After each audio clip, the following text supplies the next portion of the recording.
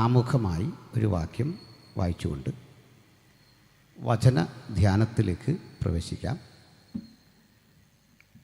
അപ്പോസ്തലനായ പൗലോസ് തിമോഥെയോസിന് എഴുതിയ 2-ാം ലേഖനം 4-ാം അധ്യായം 13 മുതൽ 13-ാം വാക്യം നമുക്ക് ആരംഭമായി വായിക്കാം. അനിവാര്യമെങ്കിൽ ചില വാക്യങ്ങൾ ഞാൻ പിന്നീട് പറയും. 2 തിമോത്തി ചാപ്റ്റർ 4 വേഴ്സ് 13. ഞാൻ ത്രോവാസിൽ കർപ്പോസിൻ്റെ പക്കൽ വെച്ചേച്ചു പോന്ന പുതപ്പും പുസ്തകങ്ങളും വിശേഷാൽ ചർമ്മലിഖിതങ്ങളും നീ വരുമ്പോൾ കൊണ്ടുവരിക. മതി. വളരെ ഏകാഗ്രത ഇനിയുള്ള ശുശ്രൂഷകൾക്ക് ആവശ്യമാണ്. പ്രാർത്ഥനയുടെയും സ്തോത്രത്തിൻ്റെയും ശബ്ദമല്ലാതെ മറ്റൊന്നും ഇവിടെ ഉണ്ടാകരുത്. ഈ സ്റ്റേജിലേക്ക് ആരും വരരുത് തീരാതെ. ഇടയ്ക്ക് സ്തോത്ര കാഴ്ചയുണ്ട്, ഞാൻ സമയം അഡ്ജസ്റ്റ് ചെയ്ത് തരാം. സ്റ്റേജിൽ നിന്നാരും പോവുകയും ചെയ്യില്ല. കാരണം എനിക്ക് പലതരം പ്രശ്നങ്ങളുള്ള ആളാണ്. അപ്പോൾ നിങ്ങളീ വരുന്നത് എന്തിനാണെന്ന് അറിയില്ല. അതുകൊണ്ടാണ്. കൊല്ലാനാണോ വളർത്താനാണോ സ്നേഹിക്കാനാണോ ഇതൊന്നും അറിയില്ല. അതുകൊണ്ട് ഞാനിങ്ങനെ ജാഗ്രതപ്പെട്ടാണ് ചില നാളുകളായിട്ട് ഇങ്ങനെ നിൽക്കുന്നത്. എൻ്റെ ദൈവാസന്മാർ പോലും ഇടയ്ക്ക് എഴുന്നേറ്റാൽ എനിക്ക് തെറ്റിദ്ധാരണ വരും. അതുകൊണ്ട് ഈ വെള്ളം കൂടിയെല്ലാം ഞാൻ പാടെ നിർത്തി. അപ്പോൾ വേറെ ശല്യമൊന്നും ഉണ്ടാക്കല്, ശ്രദ്ധിച്ചിരിക്കണം. കൊച്ചുകുട്ടികളടക്കം എല്ലാവരും ഏകാഗ്രതയോടെ ഇരിക്കണം. പരിമിതമായ ചില സമയം നമുക്ക് ഈ വചനം ഒന്ന് ധ്യാനിക്കാം. ഈ വചനം വായിച്ചപ്പോൾ അതിൽ വലിയ ഉള്ളടക്കമുണ്ടെന്ന് പ്രഥമദൃഷ്ട്യാ തോന്നില്ല. കാരണം it's a personal request of Saint Paul. പൗലോസിൻ്റെ ഒരു സ്വകാര്യ ആവശ്യം അദ്ദേഹം പറയാണ്. അതിലെന്താ ഒരു സന്ദേശം? കാരണം പൗലോസ്ലീഹ തൻ്റെ നിജപുത്രനായ തിമോഥെയോസിനോട് പറയാ, കുഞ്ഞെ, ഞാൻ ജയിലിലാണ്.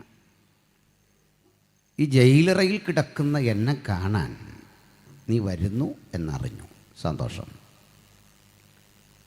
നീ വരുമ്പോൾ എനിക്ക് ചില ഉപകാരങ്ങൾ ചെയ്യണം. അത് മറ്റൊന്നുമല്ല, ഞാൻ കർപ്പോസിൻ്റെ പക്കൽ വച്ചിട്ട് പോകുന്ന പുതപ്പ് പുസ്തകങ്ങളും ചർമ്മലിഖിതങ്ങളും നീ വരുമ്പോൾ കൊണ്ടുവരണം. ഇതാണ് ആവശ്യകത. നമുക്കിതിൻ്റെ വിശദീകരണത്തിലേക്ക് ഒന്ന് കടക്കാം. ഈ വചനം കേൾക്കുന്ന ബഹുജനങ്ങൾക്ക്, ഈ പന്തലിന് പുറത്തിരിക്കുന്ന ആളുകളിൽ ചിലർക്ക് പൗലോസ് എന്ന ദൈവമനുഷ്യനെപ്പറ്റി വലിയ അറിവുണ്ടാവില്ല. അല്ലെങ്കിൽ അത് പരിമിതമായിരിക്കും. അവർക്ക് വേണ്ടി കൂടി ഞാൻ അദ്ദേഹത്തെപ്പറ്റി ഒന്ന് പറഞ്ഞു തുടങ്ങാം. സെയിൻറ്റ് പോൾ എന്ന് പിൽക്കാലത്തറിയപ്പെട്ട തർസോസിലെ ശൗൽ, അദ്ദേഹം ഒരു മതതീവ്രവാദി ആയിരുന്നു. മതവിശ്വാസിയുണ്ട്, മതതീവ്രവാദിയുണ്ട്. രണ്ടും രണ്ടാണ്. മതവിശ്വാസം നമ്മുടെ രാജ്യത്ത് സ്വീകാര്യമാണ്. മതമില്ലാതെ ജീവിക്കാനും ഈ രാജ്യത്ത് അവകാശങ്ങളുണ്ട്. പക്ഷെ മതതീവ്രവാദം ഭീകരമാണ്. എന്താണതെന്ന് അനുഭവം കൊണ്ട് നമുക്ക് കുറേ അറിയാമെങ്കിലും ഞാനതിനെ കുറെക്കൂടി ആധികാരികമായി ഒന്ന് പറയാൻ ശ്രമിക്കാം. നമ്മുടെ ഭാരതം ഒരു മതേതരത്വ രാജ്യമാണ്. ഒരു മതത്തിൻ്റെയും നിയന്ത്രണത്തിലല്ല നമ്മുടെ രാജ്യം. നമ്മുടെ രാജ്യം ഒരിക്കലും ഒരു മതം ഭരിച്ചിട്ടില്ല. ഈ രാജ്യത്തിൻ്റെ പൗരാണിക ചരിത്രം കിടക്കുന്നത് വാസ്തവത്തിൽ നിരീശ്വരവാദത്തിലാണ്. പലർക്കും അതറിയില്ല. ഇന്ത്യയുടെ മഹത്തരമായ പാരമ്പര്യത്തിൽ ഞാൻ അഭിമാനം കൊള്ളുന്നു എന്ന് പ്രതിജ്ഞ എടുക്കുമ്പോൾ അത് ഈശ്വരവിശ്വാസത്തിലല്ല. ശരിക്കും പൗരാണികത നിൽക്കുന്നത് ഇന്ത്യയുടെ പ്രാക്തന ചരിത്രത്തിൽ കാണുന്നത് ഇന്ത്യയുടെ പൂർവികർ അറിയപ്പെട്ട ഒരാശയ മീമാംസ സൂക്ഷിച്ചിട്ടുണ്ടെങ്കിൽ അത് ഭൗതികവാദമായിരുന്നു, ഈശ്വര നിഷേധം. ഭാരതത്തിലെ പ്രബല മതങ്ങളിൽ എല്ലാം തന്നെ ചരിത്രത്തിൻ്റെ ഓരോ ഘട്ടത്തിൽ ഇന്ത്യയിലേക്ക് കുടിയേറിയതാണ്. ഭൂരിപക്ഷ മതവും ന്യൂനപക്ഷ മതങ്ങളുമെല്ലാം ഇവിടെ വന്നതാണ്. ഇവിടെ വരാത്തതായി ഇവിടെ ജന്മമെടുത്തത് 3 മതങ്ങളാണ്. അതായത് ഇന്ത്യക്കാരൻ്റെ സ്വന്തം എന്ന് പറയാവുന്ന മതം 3ആണ്. വേണമെങ്കിൽ കുറെ കൂടി വിശാലമായി പറഞ്ഞാൽ സിഖ് മതം കൂടി ചേർത്താൽ 4 മതമാണ്. അതേതൊക്കെയാ? ഒന്ന്, പൗരാണിക ഭാരതം പിന്തുടർന്നത് ചാർവാകൻ എന്ന സൈദ്ധാന്തികൻ്റെ മതമായിരുന്നു. ചാർവാകന് അദ്ദേഹത്തിൻ്റെ ദർശനങ്ങളെ ലോകായത് മതം എന്നറിയപ്പെട്ടു. അത് കഴിഞ്ഞാൽ പിന്നെ ഇവിടെ ഉണ്ടായത് ജൈനമതവും ബുദ്ധമതവുമാണ്. ഇവയ്ക്ക് പുറമെ പിൽക്കാലത്ത് സിഖ് മതം രൂപപ്പെട്ടു. അക്ബർ ഒരു മതം രൂപീകരിച്ചു. അതൊന്നും കാര്യമായി സ്വാധീനം ഉറപ്പിച്ചില്ല. ഇതര ആധ്യാത്മിക വിശ്വാസങ്ങളെല്ലാം ഓരോ ഘട്ടത്തിൽ ഇന്ത്യയിലേക്ക് വന്നതാണ്. ഞാനത് പല സംവാദവേദികളിൽ പറഞ്ഞിട്ടുണ്ട്. ഇപ്പോഴും അത് തന്നെ തുടരുന്നു. ഈ ചരിത്രം തെറ്റായി നമ്മെ പഠിപ്പിക്കാൻ ശ്രമിക്കുന്ന ഒരു ചിന്താധാര ഇപ്പോൾ രൂപപ്പെടുന്നത് കൊണ്ട് ഞാനിത് പറഞ്ഞതേ ഉള്ളൂ. ഏത് മതത്തിലും വിശ്വസിക്കാൻ, ആ വിശ്വാസം പ്രചരിപ്പിക്കാൻ, ഇനി ആ വിശ്വാസം വിട്ടുകളയാൻ, നിരീശ്വരനായിരിക്കാൻ, നിരീശ്വരന് വിശ്വാസിയായിട്ട് വരാൻ ഒക്കെ സ്വാതന്ത്ര്യമുള്ള ഒരു രാജ്യമാണ് ഇന്ത്യ. അവിടെ മത തീവ്രവാദം എന്ന് പറഞ്ഞാൽ എന്താണ്? ഒരുവന് സ്വന്തം മതവും ആധ്യാത്മികതയും ശ്രേഷ്ഠമാണെന്ന് വിശ്വസിക്കാം, അത് പറയാം, അത് പ്രചരിപ്പിക്കാം. പക്ഷേ അവരൻ്റെ വിശ്വാസങ്ങളെ, വീക്ഷണങ്ങളെ ആക്ഷേപിക്കാൻ പാടില്ല. അവരൻ്റെ സ്വസ്ഥതയെ ഭംഗപ്പെടുത്താൻ പാടില്ല. അതിനാണ് മതേതരത്വബോധം, സെക്കുലറിസം എന്നൊക്കെ പറയുന്നത്. ഈ സെക്കുലറിസം അഥവാ മതേതരത്വം എന്നൊരു പദം നമ്മുടെ നിയമനിർമ്മാണ സഭയിൽ, നമ്മുടെ ഭരണഘടനാ സഭയിൽ വല്ലാത്ത ചർച്ചയായി. ഈ ചർച്ച നടക്കുമ്പോൾ അതിൻ്റെ അധ്യക്ഷനായിരിക്കുന്നത് ഡോക്ടർ രാജേന്ദ്ര പ്രസാദാണ്. ആ വേദിയിൽ SV കാമത്ത് എന്നറിയപ്പെടുന്ന ഒരു ചിന്തകൻ ഇതേപ്പറ്റി ചോദിച്ചു, ഈ മതേതരത്വം നമ്മൾ എങ്ങനെയാണെന്ന് കോൺസ്റ്റിറ്റ്യൂട്ട് ചെയ്യുന്നത്? അപ്പം അതിന് മറുപടിയായി ഡോക്ടർ അംബേദ്കർ പറഞ്ഞൊരു വിശദീകരണമുണ്ട്. ഇന്ത്യയിൽ വ്യത്യസ്ത മതമുണ്ട്, പക്ഷെ സർക്കാരിനൊരു മതം ഉണ്ടാകാൻ പാടില്ല. സർക്കാർ ഒരു മതത്തിൻ്റെയും വക്താവല്ല, സർക്കാരിന് മതമില്ല. എല്ലാ മതസ്ഥരുടെയും മതനിഷേധികളുടെയും കൂടിയാണ് ഗവൺമെൻറ്. മതമില്ലാത്തവരും ഈ രാജ്യത്തിലെ പൗരന്മാരാണ്. അവരുടെ കൂടി സ്വാതന്ത്ര്യം ഉൾക്കൊള്ളുന്നതാകണം വാസ്തവത്തിൽ മതേതരത്വം. ഇന്നതൊക്കെ എവിടെ, എങ്ങനെയെന്നൊക്കെ ഉള്ളത് രണ്ടാമത്തെ കാര്യം. ഞാൻ ആമുഖമായി ഒരു കാര്യം കൂടി പറയട്ടെ. എൻ്റെ വീട്ടിൽ നിന്ന് ഇവിടെ വരെ വരാൻ മാക്സിമം ഒരു 40 മിനിറ്റ് മതി. ആ സമയം ക്രമീകരിച്ച് ഞാൻ വരും വഴിക്ക് ഒരു പൊതു പരിപാടി നടക്കുകയാണ്. മറ്റ് മതസ്ഥരായ സഹോദരന്മാരുടെ പ്രോഗ്രാമാണ്. വാഹനങ്ങളൊക്കെ അല്പം യാത്രയിൽ ബുദ്ധിമുട്ടുണ്ടായി. വിചിത്രമായൊരു കാഴ്ച കണ്ടു. ഒരു പോലീസ് സ്റ്റേഷൻ്റെ മുമ്പിലൂടെ വരുന്നു. ആ പോലീസ് സ്റ്റേഷനിലേക്ക് കടക്കാനുള്ള വഴി മുഴുവൻ കൊട്ടിയടച്ചു. അവിടെ നിറപറയെ നിലവിളക്കമൊക്കെ വെച്ച് SIയുടെ വണ്ടി പുറത്തിട്ടിട്ട് പോലീസുകാരൊക്കെ കൂടെ നിൽപ്പുണ്ട്. അവിടെ ആചാരങ്ങളൊക്കെ നടക്കുകയാണ്. ഞാനതിലും വിവരാവകാശം അനുസരിച്ച് SPക്കൊരു പേപ്പർ വിടാനുള്ള പ്ലാനിലാണ്. ഇതെല്ലാ മതസ്ഥർക്കും ഇതിന് സ്വാതന്ത്ര്യമുണ്ടോ? കാരണം ഒരു 3 കൊല്ലം മുമ്പ് ഞാൻ തൊട്ടടുത്ത് ഇതുപോലൊരു കൺവെൻഷൻ നടത്തിയപ്പോൾ പറഞ്ഞു ശബ്ദം കൂടുതലാണ്. ഇപ്പോൾ ഈ ചെണ്ടയടി, ആർത്തനാദം, ആർപ്പ് വിളി ഇത് കേട്ടിട്ട് ഈ കർണങ്ങൾ കേൾക്കുന്നില്ല. ഏമാന്മാർ നല്ല മനുഷ്യരുണ്ട്, മാങ്ങ മോഷ്ടിക്കുന്നവരുമുണ്ട്. മോഷ്ടിച്ചപ്പോൾ അന്തസ്സുള്ളൊരു വസ്തു മോഷ്ടിക്കണ്ടേ, അത് മാങ്ങ മോഷ്ടിച്ചു കളഞ്ഞു. ദാരിദ്ര്യമാകും, പോട്ടെ സാരമില്ല, നമുക്ക് അവരെ വിട്ടേക്കാം. പറഞ്ഞു വന്നത് ഈ നീതിബോധം എല്ലാവർക്കും കൊടുക്കേണ്ടതാണ്. അപ്പോൾ എന്നെപ്പോലുള്ള ആളുകളെ സമൂഹം വിരോധിക്കാനുള്ളൊരു കാരണം പലരെയും മനസ്സിൽ ഇതുകൊണ്ട് അവർ പറയാറില്ല. പാവപ്പെട്ട ഞാനിതങ്ങ് പറയും. അതാണ് നമ്മുടെ ഒരു ശൈലി. അതിന് പിണങ്ങിയിട്ടൊന്നും കാര്യമില്ല. അതും എൻ്റെ പൗരസ്വാതന്ത്ര്യമാണ്, അതുകൊണ്ടാണ് പറയുന്നത്. ഈ സ്വാതന്ത്ര്യം 47 മുമ്പ് എനിക്കില്ല. 47 മുമ്പുള്ള ഇന്ത്യയിൽ ഞാൻ പ്രജയാണ്. എനിക്ക് അവകാശമൊന്നുമില്ല. ഇങ്ങനെ പറഞ്ഞ അകത്തും ഇന്നിപ്പോൾ ഇങ്ങനെ പറയാം. എനിക്ക് എന്താ കാര്യം? ഞാൻ അധികാരമുള്ള പൗരനാണ്. എനിക്കൊരു പവറുണ്ട്, ഒരു വീറ്റോ പവർ നമുക്കാണ്. ബാലറ്റ്, പൗരന് അഭിപ്രായ സ്വാതന്ത്ര്യമുണ്ട് ഈ രാജ്യത്ത്. അപ്പോൾ പറഞ്ഞത് ഇന്നിത് ഹനിച്ചുകൊണ്ടിരിക്കുകയാണ്, വിശേഷിച്ച് ക്രൈസ്തവർക്ക്.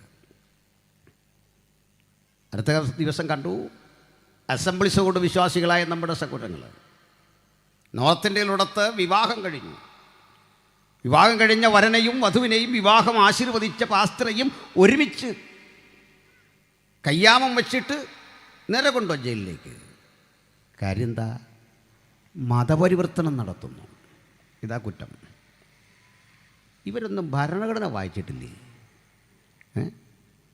ഞാൻ പറയുന്നത് ഈ പോലീസുകാരൊക്കെ ഭരണഘടന വായിക്കണം ആദ്യം. നമ്മളിത് പഠിപ്പിക്കാൻ വഴി നിന്ന് ഈ ഫണ്ട് പിരിച്ചാൽ മാത്രം പോരാ. You please learn what is our constitution, then come to criticising others. എന്താണ് ഇത്? മതപരിവർത്തനം നിരോധിച്ചൊരു രാജ്യമല്ല. അങ്ങനെ ഇല്ല, അങ്ങനെ ഒരു ക്ലോസ് ഇല്ല. നിരോധിച്ചത് നിർബന്ധിത മതപരിവർത്തനമാണ്. മനസ്സിലായില്ലേ? എന്തെങ്കിലും പണം കൊടുത്തോ വ്യാമോഹങ്ങളാലോ ഒരുവനെ മതം പ്രചരിപ്പിച്ച് മാറ്റുന്ന രീതിയാണ് നിരോധിച്ചത്. ഈ കല്യാണ സ്ഥലത്ത് ഈ സംസാരിക്കുന്ന കേട്ടപ്പോൾ അവിടുത്തെ ഏമാന് തോന്നി മതം പ്രചരിപ്പിക്കുകയാണ്. ഇത് പുതിയ സംഭവമല്ല. പണ്ട് നമ്മൾ റോമൻ ഭരണകൂടത്തിൽ ഇത് അനുഭവിച്ചിരുന്നു. ഈ കർത്തൃമേശ നടത്തുമ്പോൾ റോമൻ ഭരണകൂടത്തിൽ നമ്മുടെ അപ്പോസ്തലന്മാർ കരങ്ങളിലിരിക്കുന്ന അപ്പവീഞ്ഞുകൾ കയ്യിലെടുത്തിട്ട് പറയും, ഇത് നിങ്ങൾക്ക് വേണ്ടിയുള്ള എൻ്റെ ശരീരം, ഇത് ഭക്ഷിക്കുമ്പോഴൊക്കെ ഇത് കുടിക്കുമ്പോഴൊക്കെ എൻ്റെ ഓർമ്മയ്ക്കായി ചെയ്യുവീൻ. റോമാക്കാർ നമ്മുടെ പേര് കേസ് ചാർജ് ചെയ്തു. കാരണം ക്രൈസ്തവർ നരഭോജികളാണ്. അപ്പോൾ ചോദിക്കുന്നത് ഉള്ളൂ കോർട്ടിൽ, നിങ്ങളിങ്ങനെ പറഞ്ഞോ? അപ്പോൾ കൂടുതൽ എക്സ്പ്ലനേഷൻ ഇല്ല, യെസ് ഓർ നോ. അപ്പോൾ പറഞ്ഞില്ലെന്ന് പറയാൻ പറ്റുമോ? യെസ്. നിങ്ങളെന്നിട്ടത് ഭക്ഷിച്ചോ? ഭക്ഷിച്ചില്ലെന്ന് പറയാൻ പറ്റുമോ? ഭക്ഷിച്ചു, മതി. അന്ന് തല പോകുന്ന കാലമാണ്. ഞങ്ങളിതെങ്ങനെ മാറ്റിയടിച്ച് എടുത്തെന്നറിയില്ലേ? റോമിനെ വിദ്യാഭ്യാസവൽക്കരിച്ചു. ലോകത്തിന് മുഴുവൻ യേശുവിൻ്റെ സുവിശേഷത്തിൻ്റെ വെളിച്ചമെത്തിച്ചു. സുവിശേഷ വെളിച്ചം എന്ന് പറയുന്നത് കേവലമായ പ്രഭാഷണത്തിൻ്റെ ചാതുര്യം കൊണ്ട് ആളുകളിൽ വരുത്തുന്ന ബോധവൽക്കരണമല്ല, അതിനപ്പുറത്ത് അതിൻ്റെ അർത്ഥം. ഞാൻ കഴിഞ്ഞ ദിവസം കോട്ടയം ഗാന്ധി സ്ക്വയറിൽ നമ്മുടെ കുട്ടികൾ ഒരു പ്രോഗ്രാം നടത്തി. ഞാൻ മറ്റൊരു പ്രോഗ്രാമിന് പോയപ്പോൾ ഇവരെ കണ്ട് അവിടെ ഇറങ്ങി. സാധാരണ ആരെങ്കിലും വഴിയോരത്ത് പരസ്യവും നടത്തുന്ന കണ്ട ഞാനവിടെ ഇറങ്ങുകയും ചെയ്യും, 2 മിനിറ്റ് ചോദിച്ചും മേടിക്കും. എന്നാൽ അവർ ഒറ്റയ്ക്കല്ലെന്ന് അറിയണമല്ലോ. ഉത്തരവാദിത്വം ഇല്ലാത്തവരോ നിൽക്കുകയല്ലോ, സഹോദരിമാരൊക്കെ ആയിരിക്കും. അവർ തനിച്ചല്ല, നമ്മൾ കൂടെ ഉണ്ട്, അതിനുവേണ്ടിയാണ്. അപ്പോൾ സഹോദരന്മാരൊരു പ്രതിജ്ഞ ചെയ്തു. കാരണം ഇവിടെ ഒത്തിരി മദ്യലഹരി വിരുദ്ധ പ്രതിജ്ഞയൊക്കെ ഉണ്ടെങ്കിലും അർത്ഥവത്തായിട്ട് തോന്നി. അവർ കരം നീട്ടിയിട്ട് പറഞ്ഞു, ആജീവനാന്തം മദ്യവും ലഹരി ഉപയോഗിക്കാത്ത ഞങ്ങൾ ഈ തൻ്റെ ഇടം ആർക്കുണ്ട്? ഈ തൻ്റെ ഇടമുള്ളവൻ്റെ പേരാണ് ക്രൈസ്തവൻ. ഹല്ലേലൂയ. ആജീവനാന്തം ലഹരിക്ക് വിധേയപ്പെടാത്ത, സാമൂഹ്യ തിന്മകൾക്ക് വിധേയപ്പെടാത്ത ഒരാദർശ സമൂഹത്തിൻ്റെ സൃഷ്ടിക്ക് പണിയെടുക്കുന്ന ഞങ്ങൾ ദൃഢപ്രതിജ്ഞ ചെയ്യുന്നു. ആ ദൃഢപ്രതിജ്ഞയ്ക്ക് ആക്കം വരാൻ ശക്തിമത്തായ ഒരു പദം കൂടി അവർ വെച്ചു, നസ്രയനായ യേശുക്രിസ്തുവിൻ നാമത്തിൽ ഞങ്ങൾ ദൃഢപ്രതിജ്ഞ എടുക്കുന്നു. ഹല്ലേലൂയ. പറഞ്ഞു വന്നത്, വിശ്വാസത്തിൽ നമുക്കുണ്ടാകാവുന്ന ആത്മാർത്ഥതയും തീവ്രവാദവും രണ്ടാണ്. തീവ്രവാദത്തെ ഒറ്റ വാക്കിൽ ഞാൻ ഇങ്ങനെ ഡിഫൈൻ ചെയ്യാം. നമ്മുടെ ദൈവത്തിന് ഏറ്റവും ഇഷ്ടപ്പെട്ട കാര്യം, അതായത് ആ വിശ്വാസിയുടെ, ആ മതക്കാരന്, ഏത് മതമായിക്കട്ടെ, ആ മതത്തിൽപ്പെട്ടവന് എൻ്റെ വിശ്വാസമനുസരിച്ച് അവൻ്റെ ദൈവത്തിന് ഏറ്റവും ഇഷ്ടപ്പെട്ടത് അന്യമതത്തിൽപ്പെട്ടവൻ്റെ ചോര. ഈ ബോധത്തെയാണ് തീവ്രവാദം എന്ന് പറയുക. പേടിയിട്ടിയോ? ഇങ്ങനൊരു മതത്തെ അത് പ്രചരിപ്പിച്ചൊരു തീവ്രവാദിയെ ഞാൻ പരിചയപ്പെടുത്താം. എന്താ പറയുന്നു? പേടിയുണ്ടോ? അതായിരുന്നു പൗലോസ്. ധന്യനായ പൗലോസ് സ്ലീഹ എന്നൊക്കെ പേരെടുക്കുന്നതിന് മുമ്പ് പൗലോസ് ഒരു തീവ്രവാദിയായിരുന്നു. അദ്ദേഹം യഹൂദമതത്തിന് വേണ്ടി എരിവോടെ നിന്ന മനുഷ്യനായിരുന്നു. അദ്ദേഹത്തിൻ്റെ അനുഭവ സാക്ഷ്യം ചുരുക്കം വാചകങ്ങളിൽ പറയുന്നുണ്ട്. പൂർവ്വകാലം ഞാൻ പ്രസിദ്ധമായ കിലിക്കിയ സംസ്ഥാനത്തിലെ തർസോസ് പട്ടണത്തിൽ ജനിച്ചു വളർന്ന റോമൻ പൗരനായ ഒരു യഹൂദനാകുന്നു. അത് ഐഡൻറ്റിറ്റി. മനസ്സിലായില്ലേ? ഞാൻ പ്രസിദ്ധമായ കിലിക്കിയ സംസ്ഥാനത്തിലെ തർസോസ് പട്ടണത്തിൽ ജനിച്ചു വളർത്തപ്പെട്ട റോമൻ പൗരനായ ഒരു യഹൂദനായിരുന്നു. ഞാൻ ബെന്യാമിൻ ഗോത്രക്കാരനായിരുന്നു. മറ്റൊരിടത്ത് 8-ാം നാളിൽ പരിച്ഛേദനയേറ്റവനായിരുന്നു. ന്യായപ്രമാണത്തിലെ ശുഷ്കാന്തി സംബന്ധിച്ച് ഞാൻ ദൈവസഭയെ പീഡിപ്പിച്ചിട്ടുണ്ട്. ഞാനൊരു പരീശനായിരുന്നു.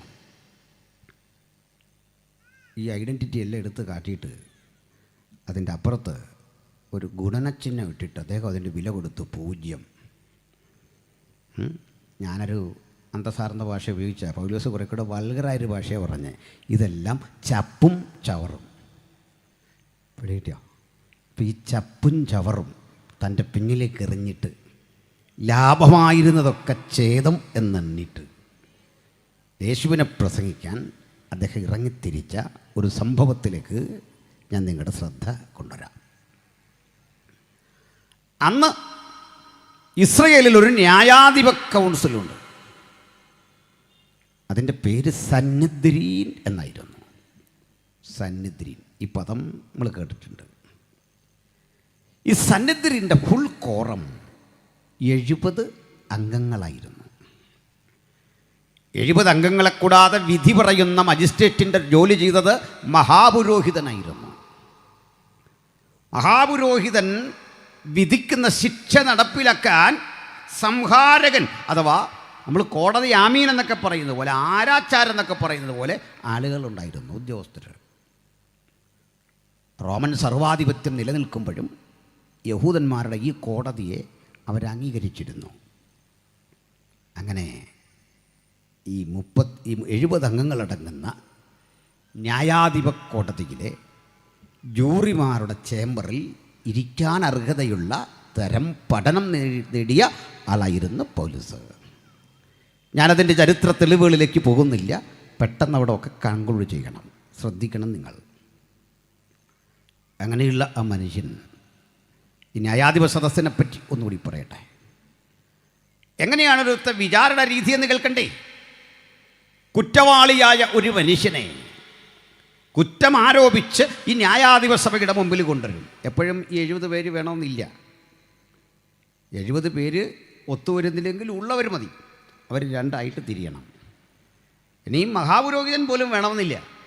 ആ കൂടെയുള്ള സീനിയറായ ഒരു മെമ്പർക്ക് വിധി പറയാം. ഇത്ര സൗകര്യമാണത്. ഈ ആരോപണവാദിതനെ കൊണ്ട് നിർത്തിയിട്ട് കുറ്റപത്രം വായിച്ച് കൽപ്പിച്ചിട്ട് മഹാപുരോഹിതൻ അയാളോട് ചോദിക്കും, താങ്കൾക്ക് വല്ലതും പറയാനുണ്ടോ? സാധാരണ കുറ്റവാളി എന്താ പറയുന്നത്? എന്തെങ്കിലും പറയുമോ? പറയും, ഞാനത് ചെയ്തിട്ടില്ല. ഇന്ന് വരെയും സകല കുറ്റവാളിയും പറഞ്ഞേക്കുന്ന, ഗോവിന്ദജാമി അടക്കം പറഞ്ഞേക്കുന്ന എല്ലാം നുണയാന്ന, വെറുതെ പറയുന്നതാണ്.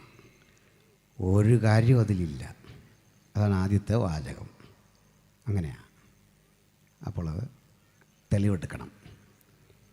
ഈ തെളിവ് എല്ലാം സമർപ്പിച്ച് കഴിയുമ്പോൾ മഹാപുരോഹിതൻ വാദത്തിന് അവസരം കൊടുക്കുക.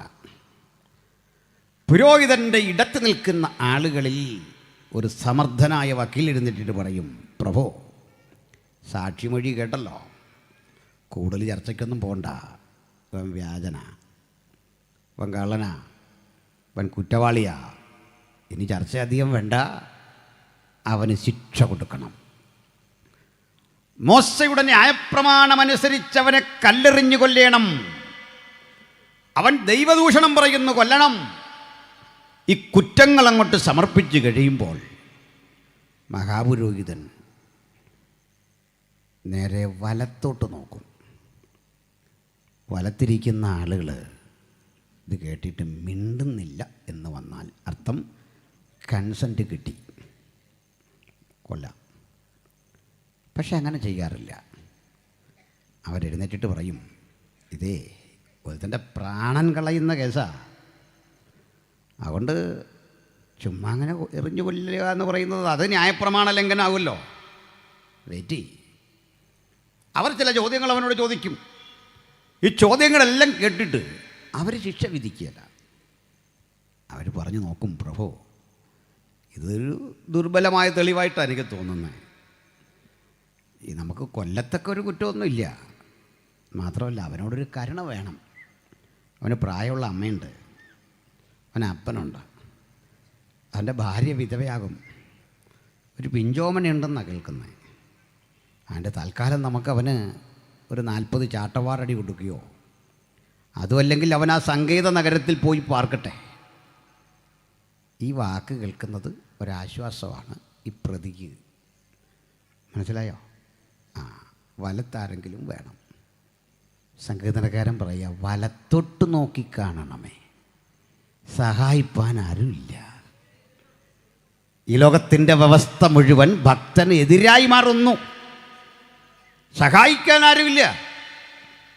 അപ്പോൾ ഇടം ഭാഗം ശക്തമായി പ്രതിക്കെതിരെ വാദിക്കുകയും വലം ഭാഗം പ്രതിക്കനുകൂലമായി വാദിക്കുകയും ചെയ്യുന്ന ഒരു പ്രവണത നിലനിൽക്കുന്ന കോടതിയിൽ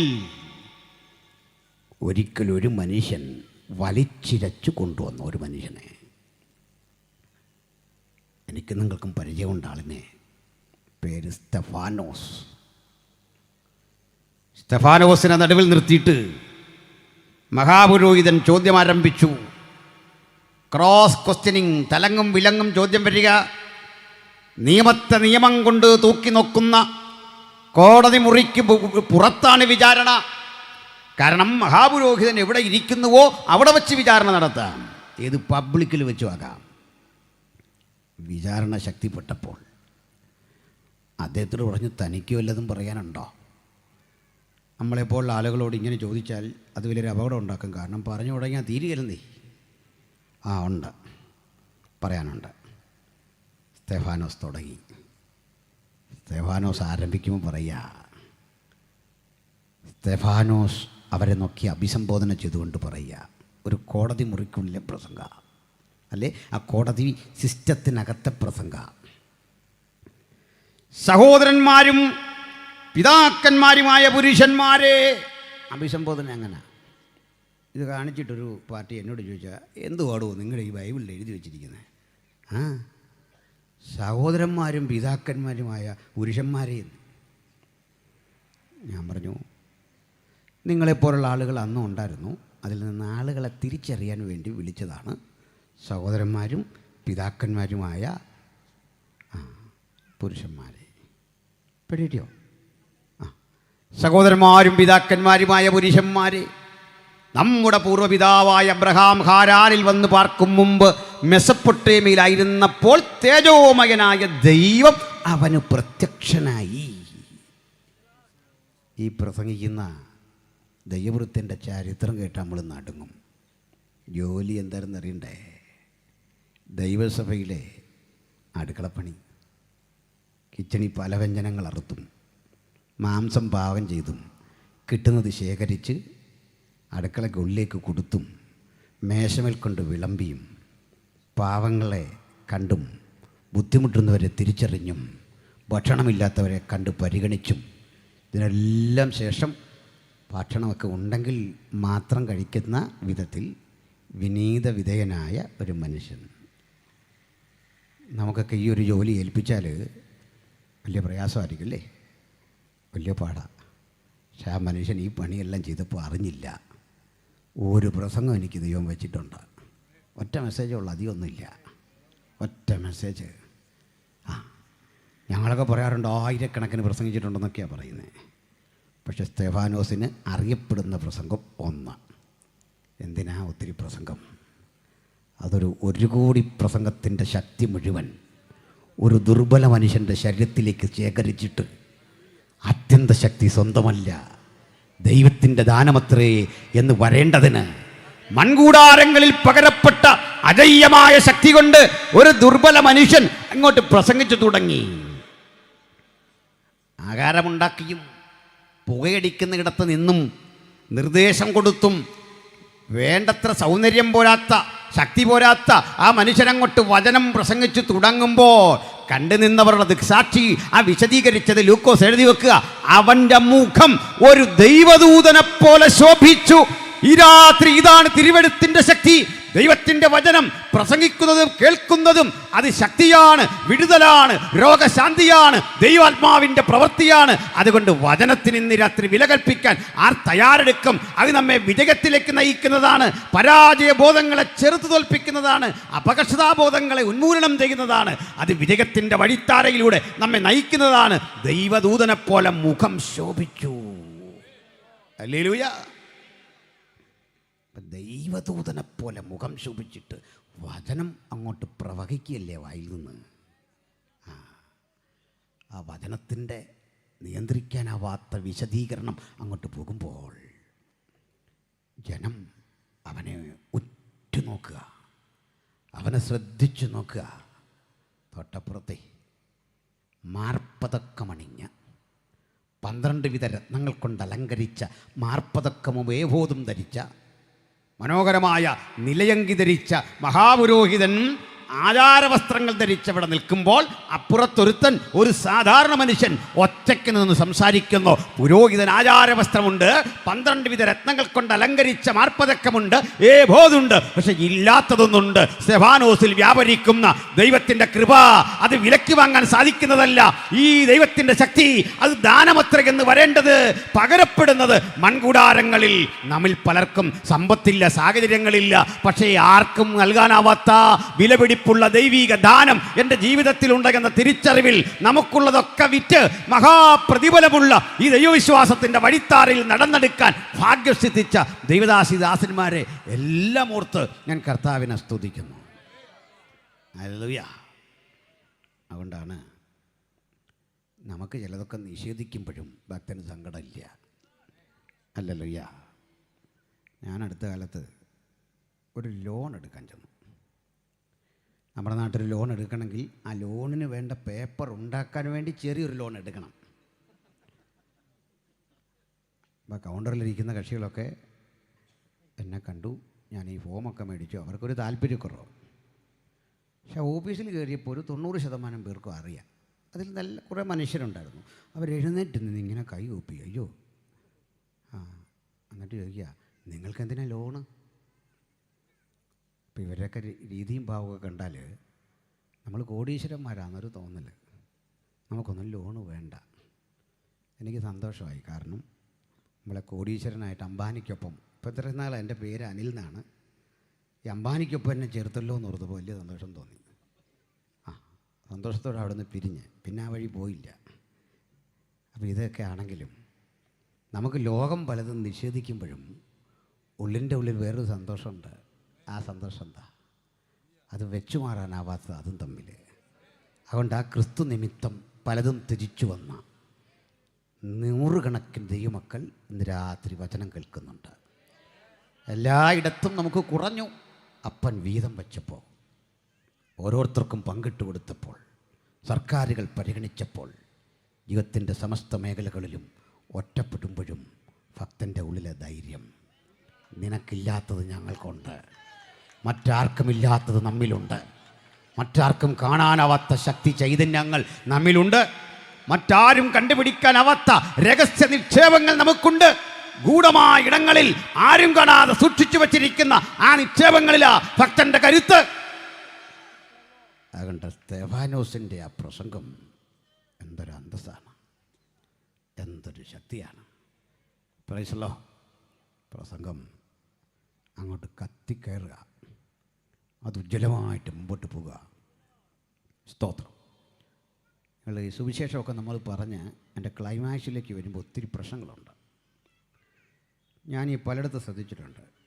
എൻ്റെ കൂടെ വരുന്ന ഈ പാട്ട് പാടുന്ന കുഞ്ഞുങ്ങൾക്കും അറിയാം, ഞാൻ പറയാറുണ്ട് തുറന്ന്. നമ്മൾ ഈ വചനം ഇങ്ങോട്ട് പറഞ്ഞ് ഈ മറ്റൊരുത്തലിനും രക്ഷയില്ല എന്ന വാക്കിലേക്ക് വരുമ്പോൾ മൈക്കുകാരൻ ശബ്ദം താക്കും. കറക്റ്റ് അവനത് ചെയ്തിരിക്കും. അല്ല, നിങ്ങൾ ശ്രദ്ധിച്ചാൽ മതി എവിടെയെങ്കിലും, മനസ്സിലായില്ലേ? അന്നേരം അവനത് തോന്നും. അവരുടെ കുഴപ്പമല്ല. ഇവിടെ നമ്മുടെ കുഞ്ഞുങ്ങളായതുകൊണ്ട് കുഴപ്പമില്ല, അവർക്കറിയാം. ബാക്കി സാധാരണഗതിയിൽ സംഭവിക്കുന്നത് നമ്മൾ പറയും, അവിടെ തിരുവെടുത്ത് പറയുന്നു, മറ്റൊരുത്തനിലും അപ്പോഴേ താത്തും. അവിടെ പൂട്ടും. നിങ്ങൾ ശ്രദ്ധിച്ചാൽ മതി. അല്ലെങ്കിൽ അന്നേരം വെള്ളം കൊണ്ട് തരണമെന്നൊരു അച്ചാന് തോന്നും, പുള്ളി അതും കൊണ്ട് കയറി വരും. അത്രയും നേരം നമ്മളോടില്ലാത്ത സ്നേഹം എപ്പോൾ തുടങ്ങും? ആ സമയത്ത്. അല്ലെങ്കിൽ ഒരു കൊച്ചൻ അതൊരു ക്രോസ് ഒരു ചാട്ടമാണ്. കുഞ്ഞുങ്ങളെ നല്ല കുഞ്ഞുങ്ങളാട്ടോ, നിങ്ങളെ നല്ല കുഞ്ഞുങ്ങൾ. കാരണം ചിലയിടത്ത് ചെന്നില്ല കുഞ്ഞുങ്ങളെ കണ്ടാൽ ലോകത്തിലേക്ക് വരുവാനുള്ള അന്തിക്രിസ്തു ഇവൻ തന്നെയാണോ നമുക്ക് തോന്നിപ്പോകും. മനസ്സിലായില്ലേ? ആ ടൈപ്പ് എന്നാ ഉണ്ട്. അതുകൊണ്ട് പറഞ്ഞാൽ നമ്മളെന്നാൽ ഈ വെളിപ്പാട് ദിവസമൊക്കെ പ്രസംഗിക്കുമ്പോൾ ഈ ഉദാഹരണം തേടി ദൂരോട്ട് പോകേണ്ട ജലത്തിപ്പോൾ അവിടെ തന്നെ കാണും. ആ ജനസിൽപ്പെട്ട ഇനം ശ്രദ്ധിക്കുക. അപ്പോൾ സൂക്ഷിച്ചിരിക്കണം, ശ്രദ്ധിച്ചിരിക്കണം. അവിടെയൊക്കെ ഇരിക്കുന്നവർ കേൾക്കാവോ? ശരി.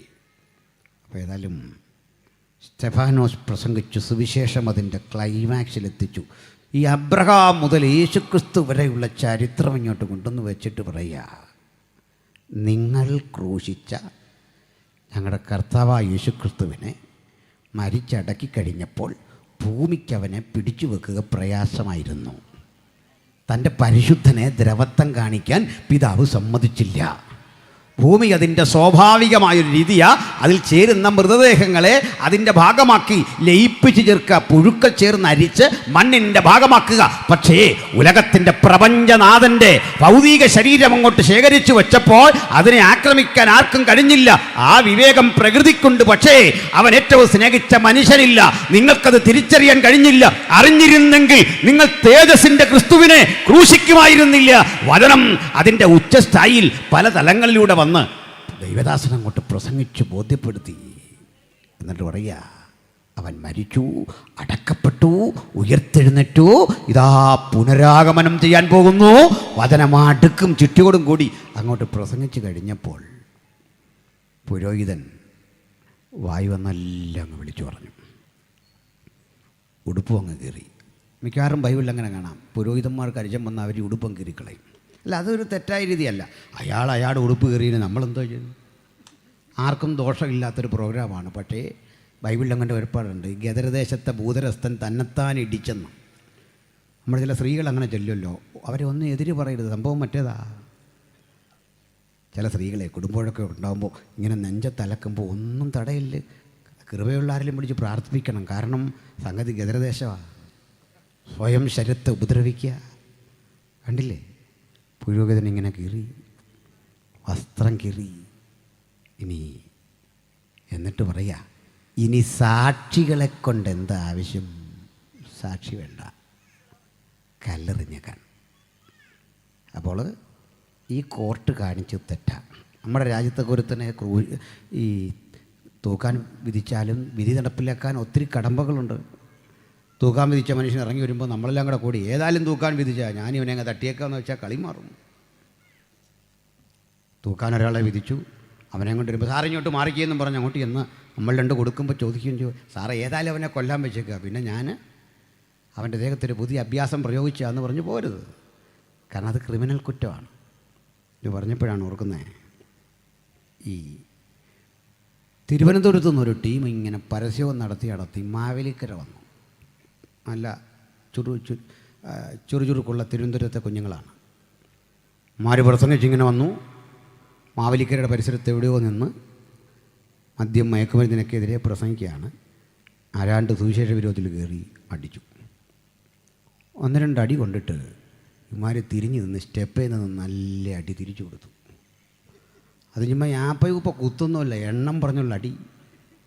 ജീവിതത്തിൽ ആദ്യം ആ മധുരതാംകൂറുകാരൻ ഈ ന്യായമായിട്ടുള്ള ക്രമം അനുസരിച്ചുള്ള അടിയെന്ന് പറഞ്ഞാൽ തലമുടി കരിയുന്ന അടിയായിരുന്നു. ചെവിക്കുറ്റിക്ക് അടിച്ചാൽ തലമുടി കരിഞ്ഞു പോയി, സ്പീഡ് കാരണം. കേസായി, വഴക്കായി, കേസായി പിടിച്ചുകൊണ്ട് പോയി. അവിടെ ചെന്നപ്പോൾ ഈ കക്ഷികൾ പറഞ്ഞു, അത് സാറേ ഞങ്ങൾ സാക്ഷനൊക്കെ എടുത്തിട്ട് മദ്യത്തിനൊക്കെതിരെ പ്രസംഗിക്കുക. യോൻ വന്ന് ഇതെല്ലാം അടിച്ചു പറിച്ച് കളഞ്ഞു. കാര്യങ്ങളെല്ലാം കേട്ടപ്പോൾ എസ് ഐക്ക് മനസ്സിലായി ന്യായം ഈ പ്രസംഗിച്ചവരുടെ ഭാഗത്താണ്.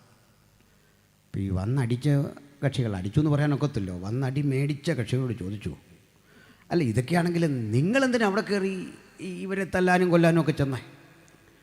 അപ്പോൾ ഈ അടി കൊണ്ടവന്മാർ പറയാ, എൻ്റെ സാറേ പാസ്റ്റർമാരാന്നോർത്താ ഞങ്ങൾ അടിച്ചേ. കരഞ്ഞോണ്ടാവും പറയുക, ഞങ്ങൾ ഓർത്ത് സാറേ പാസ്റ്റർമാരാണെന്ന്. പല അർത്ഥമുണ്ടവന്മാരാ പറഞ്ഞതിന്, മനസ്സിലായില്ലേ? പല അർത്ഥമാണ്. അല്ല ഞാനവരെ സപ്പോർട്ട് ചെയ്തൊന്നും അല്ല. എന്നോട് വന്നപ്പോൾ ഒരാൾ ചോദിച്ചു, ഈ തന്നെയാണോ വണ്ടിയിലൊക്കെ വരുന്നത്, ആരെങ്കിലും കിട്ടുകയല്ലേ? ചില പുള്ളികളൊന്നും ഇത്തിരി ഉടക്കന്മാരായിരിക്കും, നമുക്ക് ഊരിപ്പോരാൻ പറ്റുകയില്ല. അവൻ നമ്മളേക്കാൻ നിൽക്കുന്ന, പിന്നെ ഇവനെ രക്ഷിക്കണേ നമ്മൾ വക്കീലിനെ ഏർപ്പെടുത്തണം, അതുകൊണ്ട് തന്നെ പോകുന്നത്. ഇത്തരം കക്ഷികളുണ്ട്. സ്തെഫാനോസ് ഏറുകൊണ്ട് താഴെ വീണു. ഏറുകൊണ്ട് താഴെ വീഴുമ്പോൾ എന്ത് സംഭവിച്ചു എന്ന് പറയുന്നതിന് മുമ്പ് ഞാൻ അങ്ങോട്ടൊരു കാര്യം പറയാം. നാളെ വരാനിരിക്കുന്ന പ്രതിസന്ധി ഘട്ടത്തിൽ നമ്മുടെ ഇന്ത്യ മഹാരാജ്യത്തുമൊക്കെ നമുക്ക് വലിയ പീഡകൾ കാത്തിരിക്കുകയാണ്. മനസ്സിലായോ? അതിന് ഇതിന്മാർ കാണിച്ചോലെ തിരിച്ചടിക്കാനൊന്നും പ്രമാണമില്ല. ഒരു ഘട്ടത്തിൽ മാറ്റാൻ പറ്റില്ല നമ്മുടെ ക്ഷമയുടെ സംയമനത്തിൻ്റെ ആ മാർഗം. ക്ഷമയുടെയും ആത്മസംയമനത്തിൻ്റെയും മാർഗം വിട്ടുകളഞ്ഞാൽ സുവിശേഷത്തിന് സൗന്ദര്യമില്ല. അതിൻ്റെ ശക്തിയാത്, പ്രീസലോ, അതിൻ്റെ മഹത്വമാത്. ഹല്ലേലൂയ. അതിൻ്റെ അർത്ഥം റോമാപൗരണ വിചാരണ കൂടാതെ തല്ലുന്നത് വിഹിതമോ എന്ന് ചോദിക്കാം, അതിന് കുഴപ്പമില്ല. നിയമത്തിൻ്റെ വഴികൾ ആരായാം, അത് തെറ്റല്ല. പക്ഷേ ചെറുക്കാൻ നമുക്ക് ആശയമാ കർത്താവ് തന്നിട്ടുണ്ട്, ആയുധമല്ല. സ്തെഫാനോസ് ഏറുകൊണ്ട് വീണു.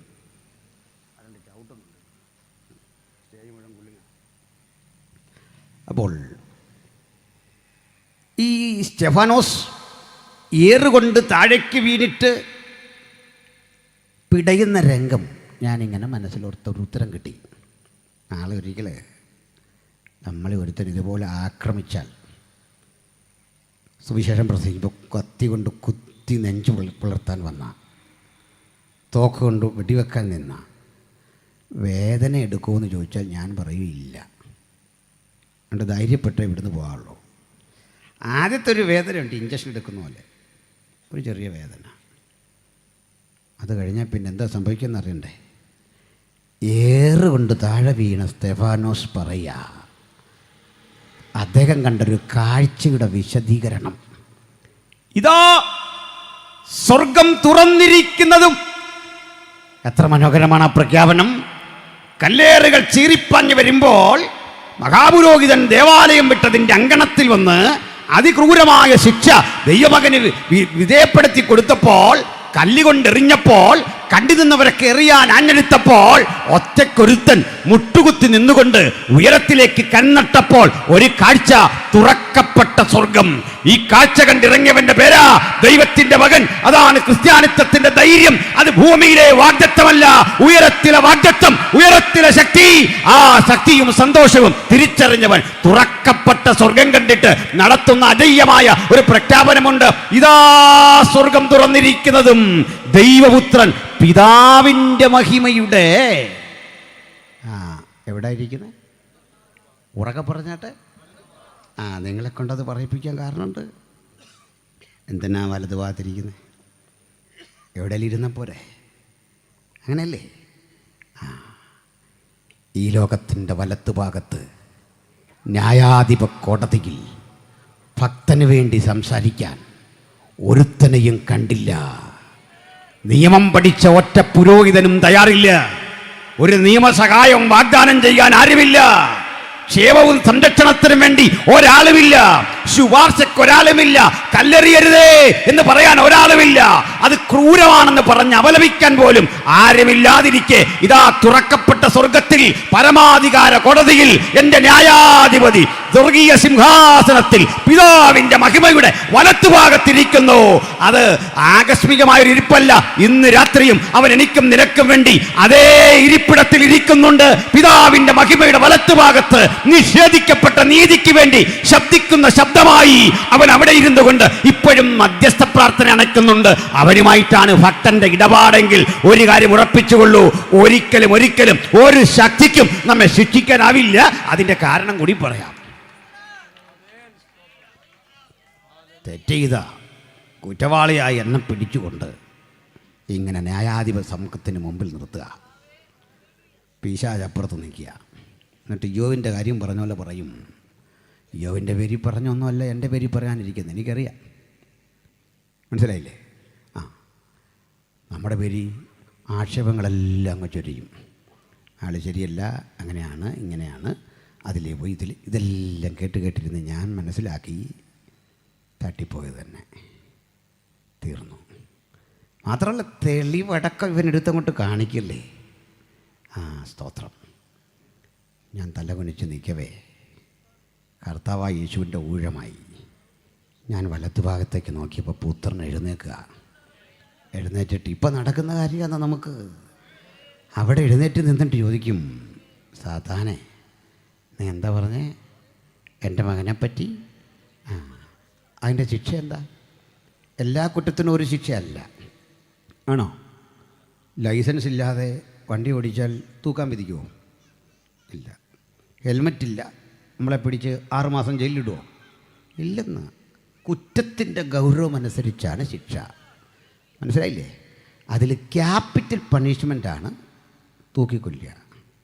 റയറസ്റ്റ് ഓഫ് റയർ, അതായത് അപൂർവങ്ങളിൽ അപൂർവം. അതിനെ നമ്മൾ അങ്ങനെ ചെയ്യുള്ളൂ. പിടികിട്ടിയോ? കർത്താവ് എല്ലാം കേട്ടിട്ട് ചോദിക്കും, ഇവന് കൊടുക്കേണ്ട ശിക്ഷ എന്താ?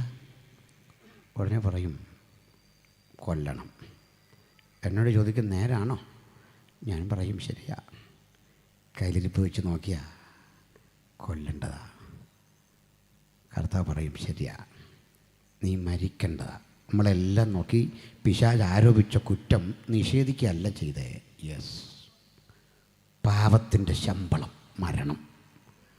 അത് സകലർക്കും അർഹതപ്പെട്ടതാണെങ്കിൽ ഇവനും അർഹതപ്പെട്ടതാ. പക്ഷെ ഞാനെന്ത് ചെയ്തെന്നറിയണ്ടേ? ഇവന് വേണ്ടി അഡ്വാൻസ്ഡായി എൻ്റെ രക്തം കാൽവരിയുടെ കൊലമരത്തിൽ പുണ്യാഹയാഗമാക്കി അർപ്പണം ചെയ്തിട്ട് മരണത്തെ ചെറുത്തു തോൽപ്പിച്ച് ജയാളിയായി ഇവിടെ നിൽക്കുമ്പോൾ അവനും എൻ്റെ കരം പിടിച്ച് ഇവിടെ എൻ്റെ ശിരസിൽ നിന്നൊഴുകുന്ന എൻ്റെ കരങ്ങളിൽ നിന്നൊഴുകുന്ന പുണ്യാഹ രക്തത്തിൽ അഭയം പ്രാപിച്ച് തങ്ങളെ തന്നെ അങ്കി അലക്കി കുഞ്ഞാടിന്റെ രക്തത്തിൽ കഴുകി ശുദ്ധി ചെയ്ത് ഇക്കരെ കടന്നു വന്ന ഒരു ദൈവത്തിന്റെ പൈതലാകയാൽ ഇവനുമേൽ ശിക്ഷ വിധിക്കാൻ ഒരു ശക്തിക്കും സാധിക്കയില്ല. അത് തിരിച്ചറിഞ്ഞിട്ട പൗലോസ് പറയുന്നത്, നമ്മുടെ കർത്താവായ യേശുക്രിസ്തു മുഖാന്തരം നമുക്ക് ജയം നൽകുന്ന ദൈവത്തിന് സ്തോത്രം. മരണത്തിന് മീതേ ജയം, രോഗത്തിന് മീതേ ജയം, തകർച്ചയുടെ മീതേ ജയം, പരാജയ ബോധത്തിന്റെ മീതേ ജയം. ഹല്ലേലൂയ. സ്തെഫാനോസ് ഇത് കണ്ടു. അവൻ ഏറുകൊണ്ട് താഴെ വീണു. അവിടുത്തെ ഏറെന്ന് പറഞ്ഞാൽ നമ്മൾ ഈ കാണുന്ന പോലെ ചുമ്മാ കല്ലെടുത്തെറിയല്ല. ഏറുകൊണ്ട് പിടഞ്ഞ് താഴെ വീണ് കഴിയുമ്പോൾ ചെറു കല്ലുകളാൽ ആദ്യം എറിയുന്നത്. 2ാം ഘട്ടം ഒരിടവേളയ്ക്ക് ശേഷം ഈ ഒറ്റക്കൈക്കെടുക്കുന്ന കല്ലുകളുടെ സമയം കഴിഞ്ഞു. വലിയ കല്ല് പിടിച്ചുകൊണ്ടുവന്ന് ഈ ബോഡിക്ക് മീതെ ഇടണം. അതെപ്പോഴാണെന്ന് അറിയണ്ടേ? ഒരിടവേള കൊടുക്കും ഒറ്റക്കല്ലിന് എറിഞ്ഞ് താഴെ വീഴുമ്പോൾ. അപ്പോൾ നമുക്ക് വേണം എടുത്തുകൊണ്ട് പോയി അടത്തിക്കണം. അല്ലെങ്കിൽ അവിടെ തന്നെ ഒരു കൽക്കൂമ്പാര ഉണ്ടാക്കി ആൾ അതിനകത്ത് കിടക്കും. ഇതാണ് രീതി. പക്ഷെ അവിടെ കിടക്കുന്നു ഭക്തിയുള്ള പുരുഷന്മാർ. സ്തെഫാനോസിനെ അടക്കം ചെയ്തു. കേട്ടല്ലോ? അപ്പോൾ ആരാണ് ഈ ശവസംസ്കാരം നടത്തണ്ടേ? ഭക്തിയുള്ള പുരുഷന്മാർ. ചില ശവസംസ്കാരത്തിന് എന്നാൽ വെള്ളവടിയിച്ച് കോൺ തെറ്റി ബാറായി നിൽക്കുന്ന 3-4 പേര്. ഇവൻ വന്ന് ഈ ശവം എടുത്തുകൊണ്ട് വരുന്നുണ്ട്. ആന തിടം പെറ്റി വരുന്ന പോലെ, ആന ഉത്സവത്തിന് ഇത് എടുത്ത് വരുന്ന പോലെ അപ്പൻ്റെ ശവം കൊണ്ട് വഴിയെ ഞാനിത് പറയാൻ കാരണം, ഈ ഞങ്ങളുടെ സഭയുടെ ബഹുമാനായ വൈസ് പ്രസിഡൻ്റ് ഇവിടെ ഉണ്ട്, 2 ഉദ്യോഗസ്ഥന്മാരൊക്കെ ഉണ്ട്. ഞാനും മാണി കുര്യാക്കോസ് പാസ്റ്ററെ പോലൊരു ചെറിയ പ്രവർത്തനമൊക്കെ നടത്തിക്കൊണ്ടിരിക്കുന്ന അറിയാമല്ലോ. ഒരു വീട്ടിൽ ഇതുപോലെ ശവസംസ്കാരമൊക്കെ നടന്നാൽ അവിടെ എല്ലാവരും കുടിച്ചിട്ട് വരുമെന്നും പറയാൻ നമുക്കൊക്കെയല്ലോ, അവരുടെയൊക്കെ റൈറ്റാണ്. പക്ഷെ ഒരു കാര്യം ഞാൻ പറഞ്ഞിട്ടുണ്ട്, നമ്മൾ കുടിച്ചാലും കൊള്ളാം, എന്തോ ചെയ്താലും കൊള്ളാം, ഈ വെള്ളം അടിച്ചിട്ട് ശ്മശാന ഭൂമിയിലേക്ക് പ്രവേശനം ഇല്ല. കാരണം അത് സഭയിലെ ദൈവമക്കളെല്ലാം കൂടി പണം കൊടുത്ത് മേടിച്ച് നികുതി അടയ്ക്കുന്ന ഭൂമി, അത് കുടിയനാടാനുള്ള സ്ഥലമല്ല. മനസ്സിലായില്ലേ? അവിടെ നിർത്തും. ഞങ്ങൾ ചെയ്യാറില്ല. അല്ലെ മര്യാദയ്ക്ക് അവിടെ നിന്നോണം, ശുശ്രൂഷയെ തടസ്സപ്പെടുത്താതെ. അതിൻ്റെ ഇടവഴി വന്നാൽ ശവക്കുഴി കാണിച്ചിട്ട് പറയണം നിനക്കുള്ളതാണ്, ഇപ്പോഴല്ല. മനസ്സിലായല്ലോ? അതിൻ്റെ ഭാഷമാർക്ക് പറയാൻ ബുദ്ധിമുട്ടുണ്ടോ? നമ്മൾ നികുതി അടയ്ക്കുന്ന ഭൂമി കുടിയനാടാനുള്ളല്ലെന്ന് അവിടെ നിന്നോണം, അല്ല നീ കൊണ്ടുപോ. മനസ്സിലായോ? ഭക്തിയുള്ള പുരുഷന്മാർ സ്തെഫാനോസിനെ അടക്കം ചെയ്തു. ഞാനൊരു വീട്ടിൽ ചെല്ലുമ്പോൾ ഈ ശവസംസ്കാര സമയത്ത് അമ്മച്ചിയുടെ ബോഡി എടുക്കുക, അവർ 3-4 പേര് കൂടി പെട്ടിക്ക് പിടിക്കുക. ഞാൻ വിടുകയല്ല, സ്നേഹം കൊണ്ട് ഇങ്ങനെ കാണിക്കുക. വെള്ളമാണ് ഇത്. മൂത്ത് ഭയങ്കര പ്രശ്നമായി. ഈ പാസുമാർക്ക് എന്തോ ചെയ്യണമെന്ന് അറിയത്തില്ല. ഞാൻ പറഞ്ഞു പോരാൻ പറഞ്ഞു, അവരെടുത്തോട്ടെന്ന് പറഞ്ഞു. അവരമ്മ അവരെ കരിഞ്ഞ് പോരാൻ പറഞ്ഞു.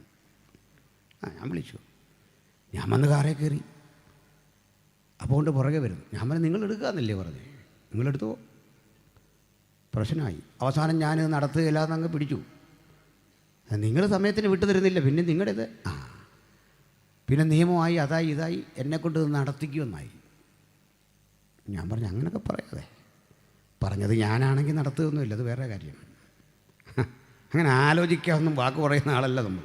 കാരണം മൂപ്പൻ ഇരുവാക്കുകാരനാകരുത്, ആലോചിച്ചേ പറയാവുള്ളൂ, പറഞ്ഞാൽ നടപ്പിലാക്കണം. സന്തോഷമില്ലല്ലേ? ആലോചിച്ചേ പറയാവുള്ളൂ, പറഞ്ഞാൽ നടപ്പിലാക്കണം. അങ്ങനെയാ. മൂപ്പൻ ഇരുവാക്കുകാരനാകരുത്, 2 വാക്കരുത്. അതും ശരി, ഇതും ശരി, അപ്പുറത്തെ ശരി, ഇപ്പുറത്തെ ശരി. നോ, ഒരു ശരിയേ ഉള്ളൂ. ലാസ്റ്റൊരു വ്യവസ്ഥ, ഒറ്റ വ്യവസ്ഥ. എന്താ വ്യവസ്ഥ? ശവടക്കം ഞാനല്ല, ഒരു പാസ്റ്റർ. ശവക്കുഴിയുടെ അടുത്ത് പോയി മര്യാദയ്ക്ക് നിന്നോണം, ബഹളം വെക്കാൻ പറ്റില്ല, അവിടെ വെച്ച് ചെയ്യും. സമ്മതിച്ചു, കൊണ്ടടക്കം ചെയ്തു. കാരണം ചില ആളുകൾ ആയുസിൽ ഈ അമ്മയൊന്നും കാണുകയില്ല, കാര്യങ്ങളൊന്നും ചെയ്യുകയില്ല.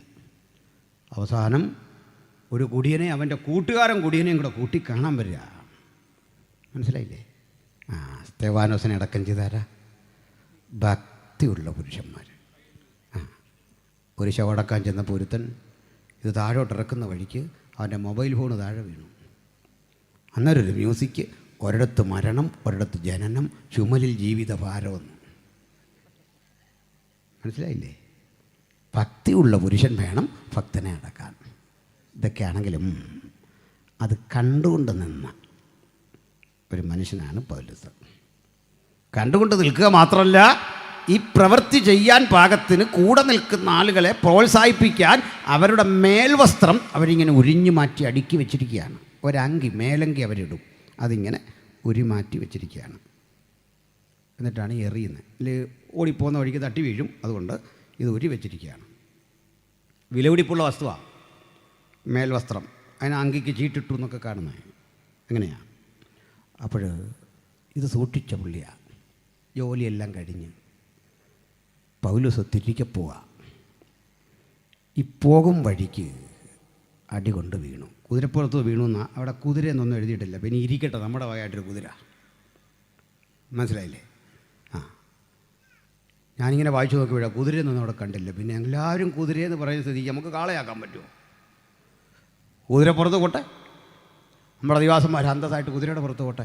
അപ്പോൾ പൗലോസ് കുതിരപ്പുറത്ത് പോയിരുന്നോ? അല്ലാതെ ഒരു കാര്യം ഉറപ്പ്, അടി കിട്ടി, ദൈവത്തിൻ്റെ അടി. അടി കിട്ടി താഴെ വീണു. കണ്ണിൻ്റെ ഫ്യൂസ് അങ്ങ് പോയി, കാണാൻ വയ്യ. തപ്പിത്തടയുമ്പോൾ ആ കിടപ്പിൽ കിടന്ന് ഒരു ചോദ്യം. കാരണം ഈ സാധാരണ കണ്ണിൻ്റെ കാഴ്ച പോകുന്ന പോലെ അല്ലത്. വല്ലാത്തൊരസ്വസ്ഥതയും അസൗകര്യവും ഒക്കെ വന്നിട്ട് നീറിപ്പുകയാണോ, വല്ലാത്തൊരടി. ബോധമുണ്ട് താനും, അതെന്തൊരടിയെന്നറിയില്ല. അടി കിട്ടുമ്പോൾ ബോധം പോയാൽ കുഴപ്പമില്ലായിരുന്നു, നല്ല ബോധമുണ്ട്, ഭയങ്കര വേദന, ഭയങ്കര അസ്വസ്ഥത. ആ കൂടെ ഒരു ശബ്ദം കൂടി കേട്ടു, ശൗലേ ശൗലേ, നീ എന്നെ ഉപദ്രവിക്കുന്നതെന്ത്? ഈ ശബ്ദം കാതുകളിൽ വന്നലച്ചപ്പോൾ ഒന്ന് മനസ്സിലായി, ഇത് സാധാരണ കരം കൊണ്ടുള്ള ആരുടെ അടിയല്ല, ഒരതീന്ദ്രിയ ശക്തി എന്നെ അടിച്ചു താഴെയിട്ടിരിക്കുന്നു. എനിക്കറിയണം അങ്ങാരാ, ഒന്ന് പറയണേ. അദ്ദേഹം വളരെ ഭയഭക്തിയോടെ ചോദിക്കുക, അദോനായി, ഓ മൈ മാസ്റ്റർ, എൻ്റെ ഗുരു, എൻ്റെ കർത്താവേ, പറയൂ അങ്ങാരാ, അറിയണം. ഇതുവരെ അവൻ അദോനായി എന്ന് വിളിച്ചത് യഹോവയായ ദൈവത്തെയാണെങ്കിൽ, യഹോവയായ ദൈവത്തെ അദോനായി, എൻ്റെ കർത്താവേ എന്ന് വിളിച്ചവൻ ഇപ്പോൾ ഒന്നുകൂടെ തിരിച്ചറിയാൻ അതിനപ്പുറത്തെ അറിവിലേക്ക് ചോദിക്കുക, ആരാണ് അങ്ങ് എന്നെ ഇങ്ങനെ അടിച്ച് നിലംപരിയാക്കി എൻ്റെ ശക്തി ക്ഷയിപ്പിച്ച് ഇഴയാൻ ഭാഗത്തിന് ഈ വഴിത്താരയിലിട്ട് എന്നെ ബുദ്ധിമുട്ടിക്കുന്ന അങ്ങാരാ? മറുപടി വളരെ ലളിതം, നീ ഉപദ്രവിക്കുന്ന യേശു. ഇവിടെ പരിശോധിക്കണം, നസ്രായനാന്ന് പോലുമില്ല, വളരെ ചെറിയൊരു അഡ്രസ്സ്. ഇതിന് ഈ ചെറിയ അഡ്രസ്സ് എന്നറിയണ്ടേ? വലിയ അടി കഴിഞ്ഞിട്ട് ഒരു ചെറിയ അഡ്രസ്സ്, ഇത്രേ ഉള്ളൂ. നമ്മളൊക്കെ വലിയ അഡ്രസ്സ് കൊടുത്തിട്ട് ഒരു ചെറിയ പെരുമാറ്റം, അതല്ലെന്നിത്. ഒരുത്തൻ എന്നോട് വിളിച്ചിട്ട് പറഞ്ഞു, വെട്ടുമെന്ന് പറഞ്ഞു എന്നോട്, തല വെട്ടുമെന്ന്. ഞാൻ പറഞ്ഞു, സഹോദരൻ്റെ വിഷമം മാറാനും എനിക്ക് നിങ്ങൾക്കും പ്രയാസമില്ലാത്ത വിധത്തിലാകാനും നിങ്ങൾ നിയമക്കുരുപ്പിൽ അകപ്പെടാതിരിക്കാനും ഞാനൊരു എളുപ്പ വഴി പറയാം. അഡ്രസ്സെല്ലാം ഇട്ട് കൊടുത്തു, ലൊക്കേഷൻ മാപ്പ് ഇട്ട് കൊടുത്തിട്ട് പറഞ്ഞു, സൗകര്യം പോലെ വരണം, ഞാൻ കാല് നീട്ടിത്തരാം, നഖം വെട്ടിയിട്ട് പോകാം. വെട്ടിയെന്നൊരു തൃപ്തി നിങ്ങൾക്കും കിട്ടും, ചോദിച്ചാൽ പറയാമല്ലോ കൊടുത്തോട്ടത്തെ വെട്ടിയിട്ട് വരിക. എനിക്കും വിഷമമില്ല, നിങ്ങൾക്കും ബുദ്ധിമുട്ടില്ല, ആർക്കും ഇല്ല, സമനിലയെ ഗോളടിച്ചങ്ങ് പിരിയ. അങ്ങനെ നമ്മൾ പേടിച്ചൊന്നും പോകില്ലെന്നേ,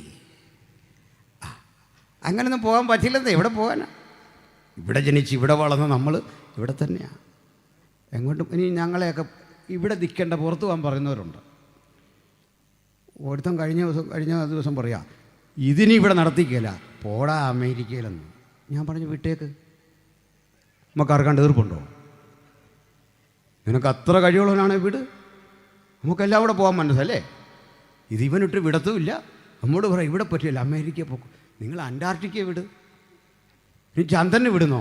പക്ഷേ കുഴപ്പം എന്താ, അവിടെ ചെന്നാലും ഞങ്ങളിത് പ്രസംഗിക്കും, അതായില്ല കുഴപ്പം. ഞങ്ങളുടെ കൂടെ 2 സെൻറ്റ് അപ്പച്ചൻ എന്നൊരു പ്രസംഗാനുണ്ടായിരുന്നു, ഒരച്ഛൻ മുണ്ടക്കയത്ത് നിന്ന് പ്രസംഗിക്കുന്ന, 2 മാസം മുമ്പ് അങ്ങോട്ട് മരിച്ചുപോയി. അദ്ദേഹം ആ മുണ്ടക്കയം ടൗണിൽ നിന്ന് ഇങ്ങനെ പ്രസംഗിക്കും. അദ്ദേഹത്തിനൊരു പ്രത്യേക സ്ഥലമുണ്ട് പ്രസംഗിക്കാൻ, പോലീസുകാർ നിൽക്കുന്ന സ്ഥലമാണ്. പുള്ളി അതങ്ങ് പിടിച്ചു, പോലീസുകാരവിടെ നിന്ന് അങ്ങ് മാറി, പുള്ളി അവിടെ നിന്ന് പ്രസംഗിച്ചോട്ടെ, രണ്ടും കൂടെ നടക്കത്തില്ല. ബന്ധമുണ്ടെങ്കിലും കൊള്ളാം, എന്ത് കേസുണ്ടെങ്കിലും കൊള്ളാം, അച്ഛൻ 6 മണിക്ക് അവിടെ പ്രസംഗമുണ്ട്. പ്രസംഗം എന്നൊക്കെ പറഞ്ഞാൽ അത് കേൾക്കേണ്ടതാണ്. അനന്തരം ഒരു വെള്ളക്കുതിരയെ കണ്ടു, അത് കോൺഗ്രസ്, അതിന്മീത് ഒരുത്തനിരിക്കുന്നു, അത് കേരള കോൺഗ്രസ്. എന്തെങ്കിലുമൊക്കെ ആയിട്ട് അവസാനം നല്ലപോലെ ഗോസ്പൽ പറയും, സുവിശേഷം പറയും, പാവം മനുഷ്യൻ, എല്ലാവർക്കും വലിയ കാര്യമാണ്. ഒരു പരിചയമില്ലാത്ത രസയി അവിടെ ചാർജ് എടുത്ത് വന്നു. അപ്പോൾ അദ്ദേഹം പറഞ്ഞു അവിടെ നിന്ന് മാറണമെന്ന് പറഞ്ഞു. പുള്ളി ധിക്കരിച്ചു ഒന്നുമല്ല, പുള്ളിക്ക് ആ സ്ഥിര സ്ഥലം അങ്ങനെ അങ്ങ് ഇതായിപ്പോയി. അങ്ങനെ ഉണ്ടല്ലോ നമ്മുടെ സഭയിൽ തന്നെ ചില അച്ഛന്മാർ സ്ഥിരം ഒരു സ്ഥലം പിടിച്ചിട്ടുണ്ടല്ലോ, അവിടെ നിന്ന് മാറും പോലെ ഏതാണ്ട് പോലെ ഈ ഭിത്തിയിലൊക്കെ എണ്ണ പറ്റി ഇങ്ങനെ ഇരിക്കുക തലയുടെ, പുള്ളിയുടെ അടയാളമാണ് അത്. എന്ന് പറഞ്ഞാൽ അച്ഛൻ സ്ഥിരം നിൽക്കുന്ന സ്ഥലമാണ്, അവിടെ നിന്ന് മാറാനൊരു മടി.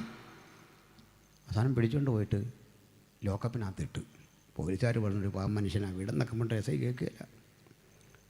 അച്ഛനൊരു 4 മണിയായപ്പോഴേക്ക് കയ്യിലിരിക്കുന്ന കാന്മയ്ക്ക് എടുത്ത് അതിനകത്ത് നിന്ന് അങ്ങ് പ്രസംഗിച്ചു. ചോദിച്ച പറയാം, എനിക്കൊരു സമയമുണ്ട്, അന്നേരം ഞാൻ പ്രസംഗിക്കുന്നു, ഇനി 6 മണിക്ക് ഒന്നുകൂടെ ഉണ്ട്, അത് കഴിഞ്ഞാൽ വീട്ടിൽ പോകുന്നതെന്ന്. ഇവിടെ ഇറക്കി വിട്ടു, പൊക്കോളാൻ പറഞ്ഞു.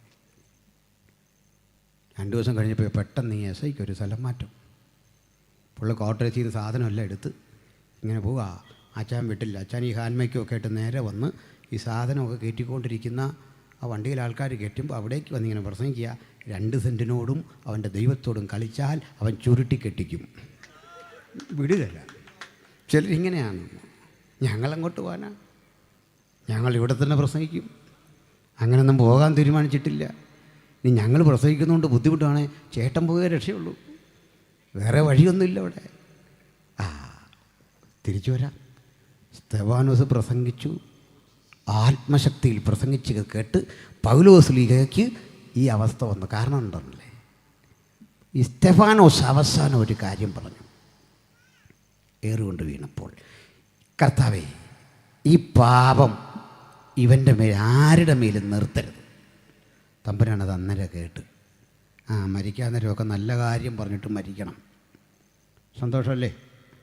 ഇല്ല, വായി വന്ന പൊളിച്ച് തെറിയല്ലാടെ വിളിച്ചു പറഞ്ഞിട്ട് മരിക്കേണ്ടി വരുന്ന ഗതിയോടൊന്ന് ആലോചിച്ച് നോക്കി. നല്ല രീതിയിൽ മരിച്ചോണം. എന്താ കാര്യം? ജീവിച്ചിരിക്കും കാലത്ത് അനുഗ്രഹിക്കാൻ പഠിക്കണം. എല്ലാവരെയും ഉപദ്രവിക്കുന്നവർക്ക് വേണ്ടിയും പ്രാർത്ഥിക്കണം. സ്തോത്രം. സ്തെഫാനോസ് മരിച്ചു. പൗലോസ് അടികൊണ്ട് വീണു. ആ 3 ദിവസം തപ്പിത്തടഞ്ഞപ്പോൾ ദൈവം ഒരു മനുഷ്യനെ അവിടേക്ക് അയച്ചു. അയാളുടെ പേര് അനന്യാസ്. അനന്യാസ് പറഞ്ഞാൽ തല്ലിപ്പുള്ളി ഒരു അനന്യാസ് ഉണ്ട്, അതല്ല. മനസ്സിലായോ? ഇടയ്ക്ക് ഞങ്ങളുടെ അവിടെ നിന്നൊരു പയ്യൻ പെണ്ണ് കാണാൻ പോയിട്ട് പെണ്ണിനെല്ലാം ഇഷ്ടപ്പെട്ടു, പക്ഷേ കല്യാണം കഴിക്കുന്നില്ലെന്ന് പറഞ്ഞു. ഞാൻ ചെയ്യുന്നതോടെ കാര്യം ഒന്നുമില്ല അച്ഛാ, ഞാൻ ആകപ്പാടെ ഇങ്ങനെ ചോദിച്ചു. അവസാനം പേര് ചോദിച്ചു. അന്നേരം ജോളി എന്ന് പറഞ്ഞു. അന്നേരം എനിക്ക് സൈനഡിൻ്റെ കാര്യം ഓർമ്മ വന്നു. ഞാൻ പേടിച്ച് രക്തത്തിൽ ആശ്രയിച്ച് തിരിച്ചു പോന്നു. ആലോചിച്ച് നോക്കി. ഇപ്പം ചില പേര് പതിഞ്ഞു പോയി കഴിഞ്ഞാൽ പിന്നെ ആർക്കും ഇടാൻ പറ്റില്ല. അതതിൻ്റെ ഒരു ദോഷം. നല്ല പേരാണ്, പക്ഷേ വേറെ 2 പേര് രൂപ പറയാം. നമുക്ക് ജോളിയായിട്ട് പോകാമെന്ന് പറഞ്ഞപ്പോൾ ഓടിയെന്ന് പറഞ്ഞു. അവിടുന്ന് സന്തോഷിച്ച് പോകാമെന്നാണ് ഓർത്തെ. ശ്രദ്ധിക്കണേ. അപ്പോൾ ഇവിടെ കണ്ണ് കാണാതെ അലഞ്ഞവൻ്റെ കണ്ണിന് കാഴ്ച കിട്ടാൻ ദൈവം ഒരു അഭിഷിക്തനെ അയച്ചോ. അനന്യാസ്. പേരും പ്രസിദ്ധിയൊന്നും ഇല്ലെന്നേ. ഒരു പാവപ്പെട്ടവൻ. അവനെ വെളിപ്പാട് കാണിച്ചിട്ട് പറഞ്ഞു, ചെല്ല്, നീ പോയി പ്രാർത്ഥിക്ക് തമ്പുരാനോട്. അവൻ പറയാ, അപ്പാ അവനൊരു ക്രൂരനാ, അവൻ്റെ കയ്യിൽ വാളുണ്ട്, അവൻ്റെ കൂടെ ഗുണ്ടാപ്പടയുണ്ട്. നീ അവനെ കാണിച്ചു തന്നിട്ട് അവന് വേണ്ടി പ്രാർത്ഥിക്കാൻ എന്നോട് പറഞ്ഞാൽ. തമ്പുരാൻ പറഞ്ഞു, കുഞ്ഞേ, ഒക്കെ പണ്ട് അടിച്ചൊതുക്കി പൂട്ടിക്കെട്ടി ഒരു കുഞ്ഞാടിനെ പോലെ നിൻ്റെ കയ്യിൽ ഞാൻ അവനെ തന്നിട്ടുണ്ട്. ഇങ്ങനെ എത്രയെത്ര വീരധീര പരാക്രമികളെ, ശൂരന്മാരെ യേശുവിങ്കലേക്ക് ആകർഷിക്കാൻ കഴിഞ്ഞ അതുല്യമായ വചനമാണ് സുവിശേഷം. മഹത്തരമായ ദൗത്യ നിമിത്തമാ ഈ രാത്രിയും അതേ കരുത്തോടെ അതേ ബലത്തോടെ അഭിഷിക്തന്മാർ ഇവിടെ ഇരിക്കുന്നത്. ഓരോ പ്രഭാഷകനും ഓർക്കണം, ഓരോ ദൈവമകനും ഓർക്കണം, ഞാൻ ചെയ്യുന്ന, നിങ്ങൾ ചെയ്യുന്ന സേവനത്തിൻ്റെ വലിപ്പം. അനന്യാസ് അങ്ങോട്ട് ചെന്നു, പ്രാർത്ഥിച്ചിട്ട് പറഞ്ഞു, സഹോദര ശൗലേ, കാഴ്ച പ്രാപിക്കുക. വളരെ നിസാരമായിട്ട്, അല്ലാതെ ഒത്തിരി കണ്ടത്ത് സായിപ്പ് വന്ന് കാണിക്കുന്ന ആട്ടം ഒന്നും അവിടെ ഇല്ല. മനസ്സിലായില്ലേ? നാഗമ്പടത്ത് സായിപ്പ് വന്ന് കാണിക്കുന്ന പരിപാടിയൊന്നുമില്ല. കവിഞ്ഞൊഴുകുന്ന അനുഗ്രഹം പോലുള്ള കോമഡി അവിടെ ഇല്ല. മനസ്സിലായില്ലേ? എല്ലാം വളരെ കൃത്യമാണ്. മനസ്സിലായോ? വളരെ കൃത്യം. അവൻ്റെ കണ്ണിൻ്റെ കാഴ്ച കിട്ടാൻ വേണ്ടി എന്താ പറഞ്ഞേ? സഹോദര ശൗലി, കാഴ്ച പ്രാപിക്കുക. അനുവഴി കവിഞ്ഞൊഴുകുന്നത് എന്താ പണി? അവൻ്റെ കണ്ണിലേക്കും തലയിലേക്കും കൈവച്ചിട്ട് ഈ തേങ്ങ വിളഞ്ഞതാണോ നോക്കുന്ന പോലെ 2 കുലുക്കും കുലുക്കിയിട്ട്, right now I command in the might. ഈ പോട്ട ഇംഗ്ലീഷിലും പറയാം, ഗ്രാമർ ഇല്ല പലതിനും. ഒന്നും ചെയ്തില്ല, വളരെ ശുദ്ധമായിട്ട് പറയുക, സഹോദര ശൗലി, കാഴ്ച പ്രാപിക്കുക. അത്രേ ഉള്ളൂ. അവൻ്റെ കണ്ണ് തുറന്നു. അവൻ അന്നാദ്യമായി പുതുജീവിതത്തിലേക്ക് കണ്ണു തുറന്നു. അന്നവന് തിരിച്ചറിവുണ്ടായി. അന്നവനൊരു പുതുമനുഷ്യനായി ലോകത്തെ നോക്കിയിട്ട് അവൻ്റെ അനുഭവം ചോദിച്ചാൽ പറയും, ഞാൻ കണ്ണ് കണ്ട് ജീവിച്ച കാലത്തേക്കാൾ കണ്ണ് കാണാത്തൊരു 3 ദിവസം എൻ്റെ ജീവിതത്തിൽ ആനന്ദ നിർഭരമായിരുന്നു. അകക്കണ്ണുകൊണ്ട് ഞാൻ എന്നെ തൊട്ടവനെ കണ്ടു, അവൻ്റെ സാന്നിധ്യം തിരിച്ചറിഞ്ഞു, അവൻ്റെ സ്നേഹം തിരിച്ചറിഞ്ഞു. ഈ തപ്പി നടക്കുമ്പോഴൊക്കെ എൻ്റെ ഉള്ളിൽ ഇടിവെട്ടും പോലെ ആ വിളിയുടെ പ്രകാശനം ഇങ്ങനെ വന്ന് എന്നെ പിടിച്ചു. ഞാൻ സുവിശേഷത്താൽ ആകൃഷ്ടനായി. ആ വലിയ ആത്മനിറവിൻ ശക്തി കൊണ്ട് അവൻ ആരായിത്തീരും. ദൈവദാസനെ കണ്ടിട്ട് പറയുക, അവൻ എൻ്റെ നാമത്തിന് വേണ്ടി എന്തെല്ലാം സഹിക്കും എന്ന് നീ കണ്ടുകൊള്ളണം. ഹല്ലേലൂയ. അപ്പം നമ്മൾ മുഖവുര പറഞ്ഞപ്പോൾ ഇത്ര എത്തി. ഇനി ബാക്കി പറയണമെങ്കിൽ സ്വോത്രകാഴ്ച ഇട്ടേ പറ്റൂ. സന്തോഷമാണോ? സന്തോഷമല്ലേ? അപ്പോൾ അവിടെ മുതൽ തുടങ്ങണം. നമുക്ക് തുടർന്ന് തിരുവചന ധ്യാനത്തിലേക്ക് വരാം. ധനനായ പൗലോസ് അവിടം മുതൽ കരുത്തുറ്റ ഒരു ദൈവമകനായി തീരുകയാണ്. 3 കൊല്ലത്തെ പരിശീലനം അദ്ദേഹത്തിനുണ്ടായിരുന്നു. അത് ബൈബിൾ സ്കൂളിലൊന്നുമല്ല. അദ്ദേഹത്തിൻ്റെ പാഠശാല അദ്ദേഹത്തിൻ്റെ അനുഭവത്തിൽ നിന്ന് പറയുന്നുണ്ട്, ഞാൻ കർത്താവിങ്കൽ നിന്ന് പ്രാപിക്കുകയും നിങ്ങൾക്ക് ഏൽപ്പിച്ചു തരികയും ചെയ്യുന്നു. 3 കൊല്ലം അറേബ്യൻ മരുഭൂമിയുടെ പലയിടങ്ങളിൽ ഏകാന്തമായ യാത്രയും അന്വേഷണങ്ങളും പ്രാർത്ഥനയും ദൈവാത്മസാമീപ്യവുമൊക്കെയായി അദ്ദേഹം ഇങ്ങനെ ചിലവഴിച്ചു. ഗലാത്യലേഖനത്തിൽ പറയുകയാണ്, 3 വർഷം കഴിഞ്ഞിട്ട് പത്രോസുമായി മുഖപരിചയമുണ്ടാകേണ്ടതിന് ഞാൻ ജെറുസലേമിലേക്ക് ചെന്നു. അവിടെ കർത്താവിൻ്റെ സഹോദരൻ യാക്കോബിനെ അല്ലാതെ ആരെയും കണ്ടില്ല. അപ്പോൾ ഇവരെ ആരെയും കണ്ടില്ല. തൻ്റെ മാനസാന്തരത്തെപ്പറ്റി അറിഞ്ഞുകെട്ട ജെറുസലേമിലെ സഭ ആദ്യം വിശ്വസിച്ചില്ല. 2ാം ഘട്ടം, പണ്ട് ഈ നാമത്തെ മൊടിപ്പിച്ചവൻ ഇന്ന് ഈ നാമത്തിൻ്റെ പ്രസംഗിയായി മാറിയിരിക്കുന്നു എന്ന വാർത്ത കേട്ടവർ ദൈവത്തെ സ്തുതിച്ചു എന്നതാണ് പിൽക്കാലത്തെ വർത്തമാനം. ഈ പൗലോസ്ലീഹയുടെ പിൽക്കാല ജീവിതം അത്യധികം ആവേശനിർഭരമായിരുന്നു. അദ്ദേഹത്തിൻ്റെ സേവനം നമുക്ക് കിട്ടിയത് 3 പതിറ്റാണ്ടാണ്, 30 വർഷം. ഈ 30 വർഷത്തെ ജീവിതത്തിൻ്റെ ഉള്ളിൽ ഒട്ടേറെ പ്രതിസന്ധി ഘട്ടങ്ങളെ തരണം ചെയ്തു. ഈ പ്രതിസന്ധി ഘട്ടത്തിനുള്ളിലും ഓരോരോ ഇടങ്ങളിൽ സഭകൾ സ്ഥാപിച്ചു, സുവിശേഷകരെയാക്കി വെച്ചു. ഉപദേശത്തോടും ജീവിതത്തോടും വിട്ടുവീഴ്ചയില്ലാത്ത കർമ്മനിരതമായ ഒരു മുന്നേറ്റം നടത്തി. ഏറ്റവും ഒടുവിൽ അദ്ദേഹം വധശിക്ഷയ്ക്ക് വിധേയനായി ശിക്ഷണ നടപടി കാത്ത് ഒരു ജയിലറയിൽ കഴിയുന്ന കാലം. ഇതിനു മുമ്പ് പല ജയിലുകളിൽ അദ്ദേഹം പ്രവേശിക്കപ്പെട്ടിട്ടുണ്ട്. ശിക്ഷണ കാലം കഴിഞ്ഞ് പുറത്തു വന്ന് ഇരട്ടി ശക്തിയോടെ യേശുവിനെ പ്രസംഗിച്ചിട്ടുണ്ട്. പക്ഷെ ഇത്തവണ അദ്ദേഹത്തിൻ്റെ വധശിക്ഷ റോമൻ ഭരണകൂടം സ്ഥിരീകരിച്ചു. ആ രംഗം ഞാനൊന്ന് പറയാം. സത്യത്തിൽ ഈ റോമൻ കാരാഗൃഹം വളരെ ഗൗരവമർഹിക്കുന്ന ഒരു പഠനമാണ്. റോമൻ കാരാഗൃഹത്തെപ്പറ്റി, അന്നുള്ള കാരാഗൃഹങ്ങളെപ്പറ്റി ഞാൻ പൊതുവായി ഒരു ചിത്രം നിങ്ങളുടെ മുമ്പിൽ അവതരിപ്പിക്കാം. ഞാനിങ്ങനെയുള്ള ചില കാരാഗൃഹങ്ങൾ നേരിട്ട് കണ്ടിട്ടുണ്ട്. ആ അനുഭവത്തിൽ നിന്നുകൊണ്ട് പറയാം. മിക്കവാറും ഗുഹകൾ കാരാഗൃഹങ്ങളായി പരിഗണിച്ച് അവിടെ അഴികൾ സജ്ജീകരിച്ച് അതിനുള്ളിലാണ് മനുഷ്യരെ ഇടുന്നത്.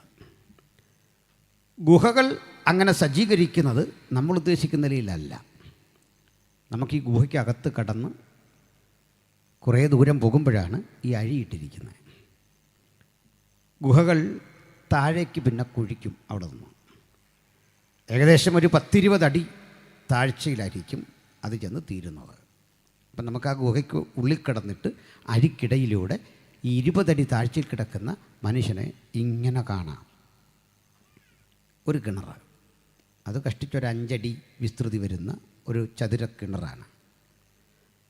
അതിൻ്റെ ഒരു ഭാഗത്ത് കുറേ കൂടി വലിയൊരു കുഴി കാണും. ആ കുഴിയിലേക്ക് തുറക്കുന്ന ഒരു ഓവ് ചാല് കാണും. അത് ദിനകൃത്യങ്ങൾ നിർവഹിക്കാനുള്ള ഇടമാണ്. ഈ 20 അടി താഴ്ച വരുന്ന ഈ കിണറിൻ്റെ പ്രത്യേകത, കൈ പിടിച്ച് കടക്കാനോ കയറാനോ കാലുകുത്താനോ ഉള്ള ഒരു സംവിധാനം ഇവിടെ ഇല്ല. ഇതിലേക്ക് ഇറക്കുന്നത് എങ്ങനെയെന്ന് പറയാം. വലത് കൈയിൽ നിന്ന് ഇടത് കാലിലേക്ക് വലിച്ചു കെട്ടുന്ന ഒരു ചങ്ങല, നീളം കുറഞ്ഞൊരു ചങ്ങലയാണ്. ഇടത് കാലിൽ നിന്ന് ഇതേ വലിപ്പമുള്ളൊരു മറ്റൊരു ചങ്ങല വലിച്ചു കെട്ടുന്നു. ആളിന് നിവരെ നിൽക്കാൻ പറ്റില്ല, ഒരു ക്രോസ്. ഈ ചങ്ങല കുട്ടി നടുവിൽ മറ്റൊരു ചങ്ങല, ഇതിലൂടെ കയർ കോർത്ത് ആളിനെ താഴെ ഇറക്കുകയാണ് പതിവ്. ഇപ്പം കയ്യിൽ ചങ്ങല, ചെറുത് രീതിയിലൊക്കെ ചലിപ്പിക്കാം, നിവരെ നിൽക്കാൻ വയ്യ, കിടക്കാൻ വേണ്ടത്ര നീളമില്ല. അഥവാ ഉണ്ടെങ്കിൽ കാല് നീട്ടാൻ വയ്യ, കാരണം ചങ്ങലക്ക് നീളം കുറവാണ്. ഇനി തൊട്ടപ്പുറത്ത് ഇതുപോലെ വേറൊരു കുഴിയുണ്ട്. നിരവധി കുഴികൾ അടുത്തടുത്തുണ്ടാകും. ഇവിടെയും തടവുപുള്ളികൾ കിടപ്പുണ്ട്. ഇവർക്ക് തങ്ങളിൽ കാണാൻ കാരണം ജനാല പോലെ ഇവിടെ കുഴിച്ച് ഒരു സുഷിരമുണ്ടാക്കി വെച്ചിട്ടുണ്ട്. അതിലൂടെ ഇങ്ങനെ കാണാം, അത്യാവശ്യം സംസാരിക്കാം. ഇതാണ് റോമിലെ തടവറ. ഈ തടവറയ്ക്കുള്ളിലേക്ക് ഒരു മനുഷ്യനെ കൊണ്ടിട്ടുക. ചിലപ്പോൾ 1, 2, 3 പേരെ ഇത്തരം ഒരു തടവറയ്ക്കുള്ളിടും. ആ കിടപ്പ് അവിടെ കിടക്കുക. രാവും പകലും അറിഞ്ഞുകൂടാ, പുറത്തെ വാർത്തകൾ അറിഞ്ഞുകൂടാ. ഒരു ദിവസം ഒരു നേരം മാത്രം കെട്ടിയിറക്കി കൊടുക്കുന്ന ഭക്ഷണമുണ്ട്. ആ ഭക്ഷണം കഴിച്ച് പരിമിതമായ വെള്ളം കുടിച്ച് അവിടെ തന്നെ കഴിയണം. അവർക്ക് സുഗന്ധവും ദുർഗന്ധവും ഒന്നും അറിഞ്ഞുകൂടാ. തണുപ്പും ചൂടുമെല്ലാം ഒരുപോലെ അനുഭവിച്ച് അതിനുള്ളിൽ ഇങ്ങനെ കഴിയുക. ആ കിടക്കുന്ന കിടപ്പിലാണ് അടുത്ത സെല്ലിൽ കിടക്കുന്നവരെ പരിചയപ്പെടും. അങ്ങനെയാണ് തടവിലിരിക്കുമ്പോൾ ഞാൻ ജനിപ്പിച്ച എൻ്റെ മകനായ ഒനേസിമോസ് എന്നൊക്കെ പറയുമ്പോൾ അടുത്ത സെല്ലിൽ ആൾ കിടപ്പുണ്ട്. ഇത്ര ക്രൂരമാണ്, ഭീകരമാണ് റോമിലെ തടവറകൾ. ആ തടവറകൾ മനുഷ്യജീവിതത്തെ മാറ്റിമറിക്കും, മാനസികാവസ്ഥയെ മാറ്റിമറിക്കും, നമ്മുടെ ജീവിത കാഴ്ചപ്പാടുകളെ മാറ്റിമറിക്കും. കാരണം ഈ മനുഷ്യൻ ഒത്തിരി സ്വാതന്ത്ര്യം അനുഭവിച്ച മനുഷ്യനാണ്. അദ്ദേഹം റോമൻ പൗരനാ. അദ്ദേഹത്തെ കാണുമ്പോൾ ആദരവോടെയാണ് പടയാളികൾ പണ്ട് കൈകൂപ്പി നിന്നത്. പക്ഷേ ഇന്ന് കുറ്റവാളിയുടെ ചാപ്പകുത്തി ഈ ജയിലറയ്ക്കുള്ളിലിട്ട് ഇവിടെ ഇട്ട് പീഡിപ്പിക്കുമ്പോൾ ആ ചങ്ങല ധരിച്ച് ആ കിടക്കുന്ന മനുഷ്യൻ സ്വന്തം ജീവിതത്തിലേക്ക് തിരിഞ്ഞു നോക്കി. വിവാഹം കഴിക്കാൻ പറ്റിയില്ലല്ലോ, ഒരു വീട് വെക്കാൻ പറ്റിയില്ലല്ലോ, മിതമായി ഞാൻ സംസാരിച്ചിരുന്നെങ്കിൽ കുറെ കൂടി ജീവിത ചുറ്റുപാടുകൾ ഉണ്ടാകുമായിരുന്നല്ലോ. ഇതൊന്നും ഓർത്ത് ജീവിതത്തെ ശപിക്കുകയല്ല, ആ ചങ്ങല ധരിച്ച് തന്നെ കാണിച്ചിട്ട് പറയുക, സഹോദരേ, ഞാൻ ചങ്ങല ധരിച്ച് സ്ഥാനാപതിയായി എൻ്റെ യേശു ക്രിസ്തുവിന് വേണ്ടി, എൻ്റെ സുവിശേഷത്തിന് വേണ്ടി ഞാൻ ഇവിടെ കിടന്ന് സാക്ഷ്യം വഹിക്കുകയാ. ആ കിടപ്പിലും അദ്ദേഹത്തിൻ്റെ പ്രാർത്ഥനാ ജീവിതം, ആരാധന ജീവിതം, ആത്മനിറവിൻ്റെ ശക്തിക്ക് ആക്കത്തെ കെടുത്താൻ ഒരു ശക്തിക്കും കഴിഞ്ഞില്ല. അവിടെ കിടന്ന ആത്മാവിൽ ശക്തിപ്പെട്ട് അദ്ദേഹം വീണ്ടും വീണ്ടും ദൈവത്തിൻ്റെ ആലോചനകൾ പ്രാപിച്ചു, ദൂതുകൾ പ്രാപിച്ചു. അങ്ങനെ എഴുതിയ ഒരു ഗ്രന്ഥം ഞാൻ നിങ്ങളെ പരിചയപ്പെടുത്താം. ഈ കിടപ്പിലേ ഒന്ന് വായിക്കണമെങ്കിൽ അരണ്ട വെളിച്ചത്തിൽ ഒന്ന് നോക്കി ഇങ്ങനെ വായിക്കാനുള്ള പ്രയാസം ഓർക്കണം. എൻ്റെയും നിങ്ങളുടെയും കയ്യിലിരിക്കത്ര പേനയൊന്നുമല്ല. തൂവൽ മുക്കി എഴുതുന്ന കാലം, മഷിയിൽ മുക്കി ഇവിടൊക്കെ എഴുതാൻ പ്രയാസമാണ്. പക്ഷെ ഇടയ്ക്കൊക്കെ ഒരു ചെറുപ്പക്കാരൻ അദ്ദേഹത്തെ കാണാൻ വരും ഈ ജയിലിനകത്ത്. ഇവിടെ നിന്നുകൊണ്ടിങ്ങനെ എത്തി വലിഞ്ഞ് താഴേക്ക് നോക്കും. എന്നിട്ട് പറയും, ഗുരു, അങ്ങ് പ്രാപിച്ചതൊന്നും മറച്ചു വെക്കരുതേ, തമ്പുരാൻ തന്ന ആലോചനയൊന്നും മറച്ചു വെക്കരുതേ. എൻ്റെ പക്കൽ ഒരു കെട്ട് ചുരുളുണ്ട്, അതും തോളിലെന്തിയാ വന്നിരിക്കുന്നേ. പ്രാപിച്ചതൊക്കെ പറ. ഈ എളിയവനത് എഴുതിയെടുക്കും, ഇത് സഭകൾക്ക് കൊണ്ടു കൊടുക്കും. ആ എഴുതാൻ വന്ന ചെറുപ്പക്കാരൻ്റെ പേര് നമ്മൾ മറക്കരുതേ. അദ്ദേഹം നമ്മുടെ ഒരു അവാർഡ് അർഹിക്കുന്നു, നമ്മുടെ ഒരു പരിഗണന അർഹിക്കുന്നു. അയാളുടെ പേര് തെർത്തോസ്. ലേഖനം കേട്ടെഴുതാൻ വന്ന റോമർക്കെഴുതിയ ലേഖനം എഴുതുന്നത് ഈ തെർത്തോസാണ്. പൗലോസ് അവിടുന്ന് പറഞ്ഞു കൊടുക്കും, തെർത്തോസ് കേട്ടിട്ട് എഴുതും. പിരിയാൻ നേരം ഇത്രയും സേവനം ചെയ്തവനെ 500 രൂപ വണ്ടിക്കൂലി കൊടുക്കണ്ടേ, DTPക്ക് ചാർജ് കൊടുക്കണ്ടേ, DTP ഒന്നും അല്ലെങ്കിലും അന്നത്തെ രീതി പരിഗണിക്കണ്ടേ. എന്ത് പ്രതിഫലം കിട്ടുമെന്നോർത്താണ് ഈ മനുഷ്യൻ ഈ പ്രവൃത്തി ചെയ്തേ. ജയിലിൽ കിടക്കുന്ന മനുഷ്യനെ തന്നെ സഹായിക്കാൻ കെൽപ്പില്ല. ഇതറിഞ്ഞിട്ടും നിരന്തരം പടയാളികളുടെ കണ്ണുവെട്ടിച്ച് ഈ സ്ഥലത്ത് അപകടസന്ധി തരണം ചെയ്ത് ഭക്തന്റെ ഉള്ളിൽ ഊറുന്ന ദൈവജനത്തിൻ്റെ ശക്തി ഒന്ന് എഴുതിയെടുക്കണമെന്ന് തോന്നി. അങ്ങനെ പ്രാപിച്ച പുസ്തകമാ നമ്മുടെ പക്കലിരിക്കുന്ന വിശുദ്ധ ബൈബിൾ. അതിനുള്ളിൽ രേഖപ്പെടുത്തിയ റോമർക്കെഴുതിയ ലേഖനത്തെ ഓർത്ത് ഞാൻ വിശേഷാൽ അഭിമാനിക്കുന്നു. ഈ രൂപത്തിൽ പ്രാപിച്ച തിരുവെഴുത്തും കൊണ്ടാ നമ്മളിന്നിവിടെ വന്നിരിക്കുന്നത്. അതുകൊണ്ടേ ഇത് പ്രസംഗിച്ച് കഴിയുമ്പോൾ എന്ത് പ്രതിഫലം കിട്ടും എന്നോർത്ത് പ്രസംഗിക്കുന്നവനെ കുറിച്ച് എന്താ പറയുക? സന്തോഷമില്ലല്ലേ? ആ, പാടിക്കഴിഞ്ഞാൽ എനിക്കെന്ത് കിട്ടും? പാസ്റ്ററായാൽ എനിക്കെന്ത് കിട്ടും? നീരോട്ടമുള്ള സ്ഥലം തിരഞ്ഞെടുക്കുന്ന നിങ്ങൾക്ക് ഈ മനുഷ്യനെക്കുറിച്ച് എന്ത് പറയാനുണ്ട്? നിങ്ങൾക്കൊന്നുള്ള ഇവിടുന്ന് നമുക്കെന്നാക്കിയേക്കാം. പ്രശ്നം അപകടം കൂടുതലുണ്ടാകണ്ട. പാടിക്കഴിഞ്ഞാൽ എന്ത് കിട്ടും? പ്രസംഗിച്ചു കഴിഞ്ഞാൽ എന്ത് കിട്ടും? അവിടെ പോയാൽ എന്ത് കിട്ടും? ഈ കാരാഗത്തിൻ്റെ മുമ്പിൽ വന്നു നിൽക്കുന്ന തെർത്തോസിന് എന്ത് കിട്ടി? ഇതൊക്കെയാ ക്രിസ്ത്യാനിറ്റിയുടെ ശക്തി.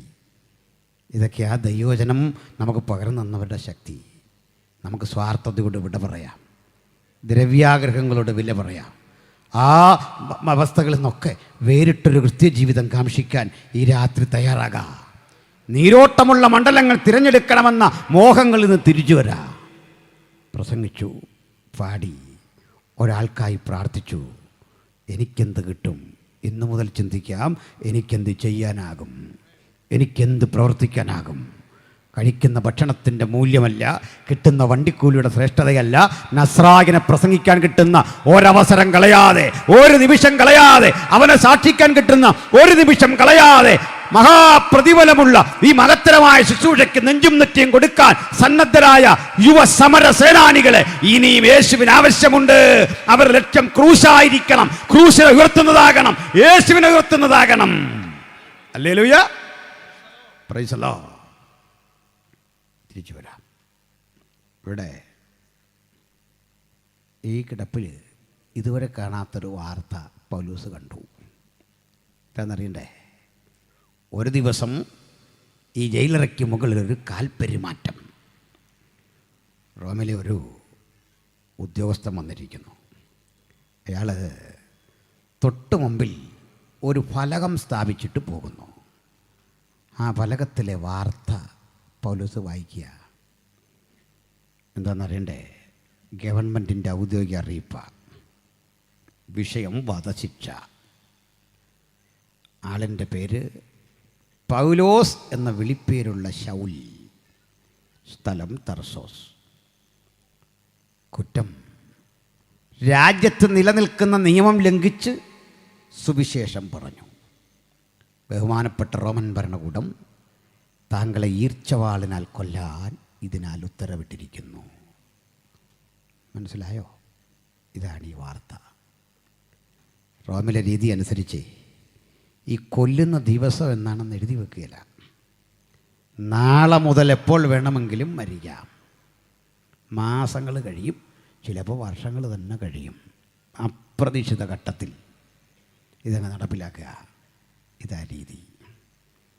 ഇങ്ങനെ നാളെ നമ്മൾ മരിക്കുമെന്ന് നമ്മുടെ മുമ്പിൽ കൊണ്ടൊരു ബോർഡ് അധികാരസ്ഥാനത്തുള്ളവൻ വെച്ചാൽ മനസ്സ് പതറാത്ത ആരെങ്കിലും ഉണ്ടോ? മക്കളെ ഓർക്കാത്ത ആരെങ്കിലും ഉണ്ടോ? അപ്പനെ അമ്മയൊക്കെ ഓർക്കാത്തവരുണ്ടോ? ജീവിതത്തെക്കുറിച്ച് തിരിഞ്ഞ് ചിന്തിക്കാത്തവരുണ്ടോ? ഒരു അന്ത്യാഭിലാഷം പറയാൻ ആഗ്രഹമില്ലാത്ത ആരെങ്കിലും ഉണ്ടോ? സാധാരണ സംഭവിക്കുന്നത്, ആ കിടക്കുന്ന കിടപ്പിൽ ഈ ഹതഭാഗ്യൻ മരണഭീതി നിമിത്തം സമനില തെറ്റും. മുടിയൊക്കെ വലിച്ചു പറിക്കും, ഈ ചങ്ങല കൊണ്ട് നിലത്തടിക്കും. മനോനില തെറ്റിക്കിട്ട് റോമൻ ഭരണകൂടത്തെ ചീത്ത പറയും. ഈ തെറിയും ചീത്തയും പുലമ്പലും കേൾക്കുമ്പോൾ അടുത്ത സെല്ലിലെ ആളിന് മനസ്സിലാകും, അപ്പുറത്ത് കിടക്കുന്ന പടയാളിയുടെ സമനില തെറ്റി, തൻ്റെയും മരണകാലം അടുത്തിരിക്കുന്നു. ഈ കാര്യമൊക്കെ മനസ്സിലാകും. സമനില തെറ്റിക്കഴിഞ്ഞാൽ മനുഷ്യനെ കൊണ്ട് എന്തിനു കൊള്ളാം? കരുത്ത് നഷ്ടപ്പെടും, കൈകാലുകൾ വിറയ്ക്കും, തിമിരം ബാധിക്കും, വേണ്ടി വന്നാൽ അറ്റാക്ക് വന്ന് മരിക്കും. ഷുഗറുള്ളവർക്കും പ്രഷറുള്ളവർക്കും അതിൻ്റെ ആ വ്യതിക്രമം ശരീരത്തിൽ സംഭവിക്കും. പക്ഷേ ഇതൊന്നും ഭക്തനെ ഭയപ്പെടുത്തിയില്ല. ഒട്ടിച്ചു വച്ച ബോർഡ് കണ്ട് ശുശ്രൂഷ മടക്കി അവസാനിപ്പിക്കുന്നവനല്ല ദൈവത്താൽ വിളിക്കപ്പെട്ടവൻ. തിട്ടൂരങ്ങൾക്ക് വഴങ്ങുന്നവനല്ല ദൈവത്താൽ വിളിക്കപ്പെട്ടവൻ.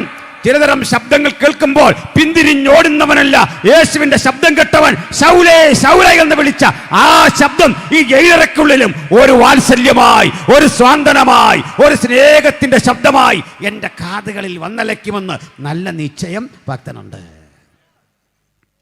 എന്തു പറ്റിയെന്നറിയണ്ടേ? ബോർഡ് വായിച്ചപ്പോൾ മനസ്സിലായി, ചിലപ്പോൾ നാളെ കൊന്നേക്കാം. ചിലപ്പോൾ ചില നാളുകൾ ജീവിച്ചിരുന്നേക്കാം.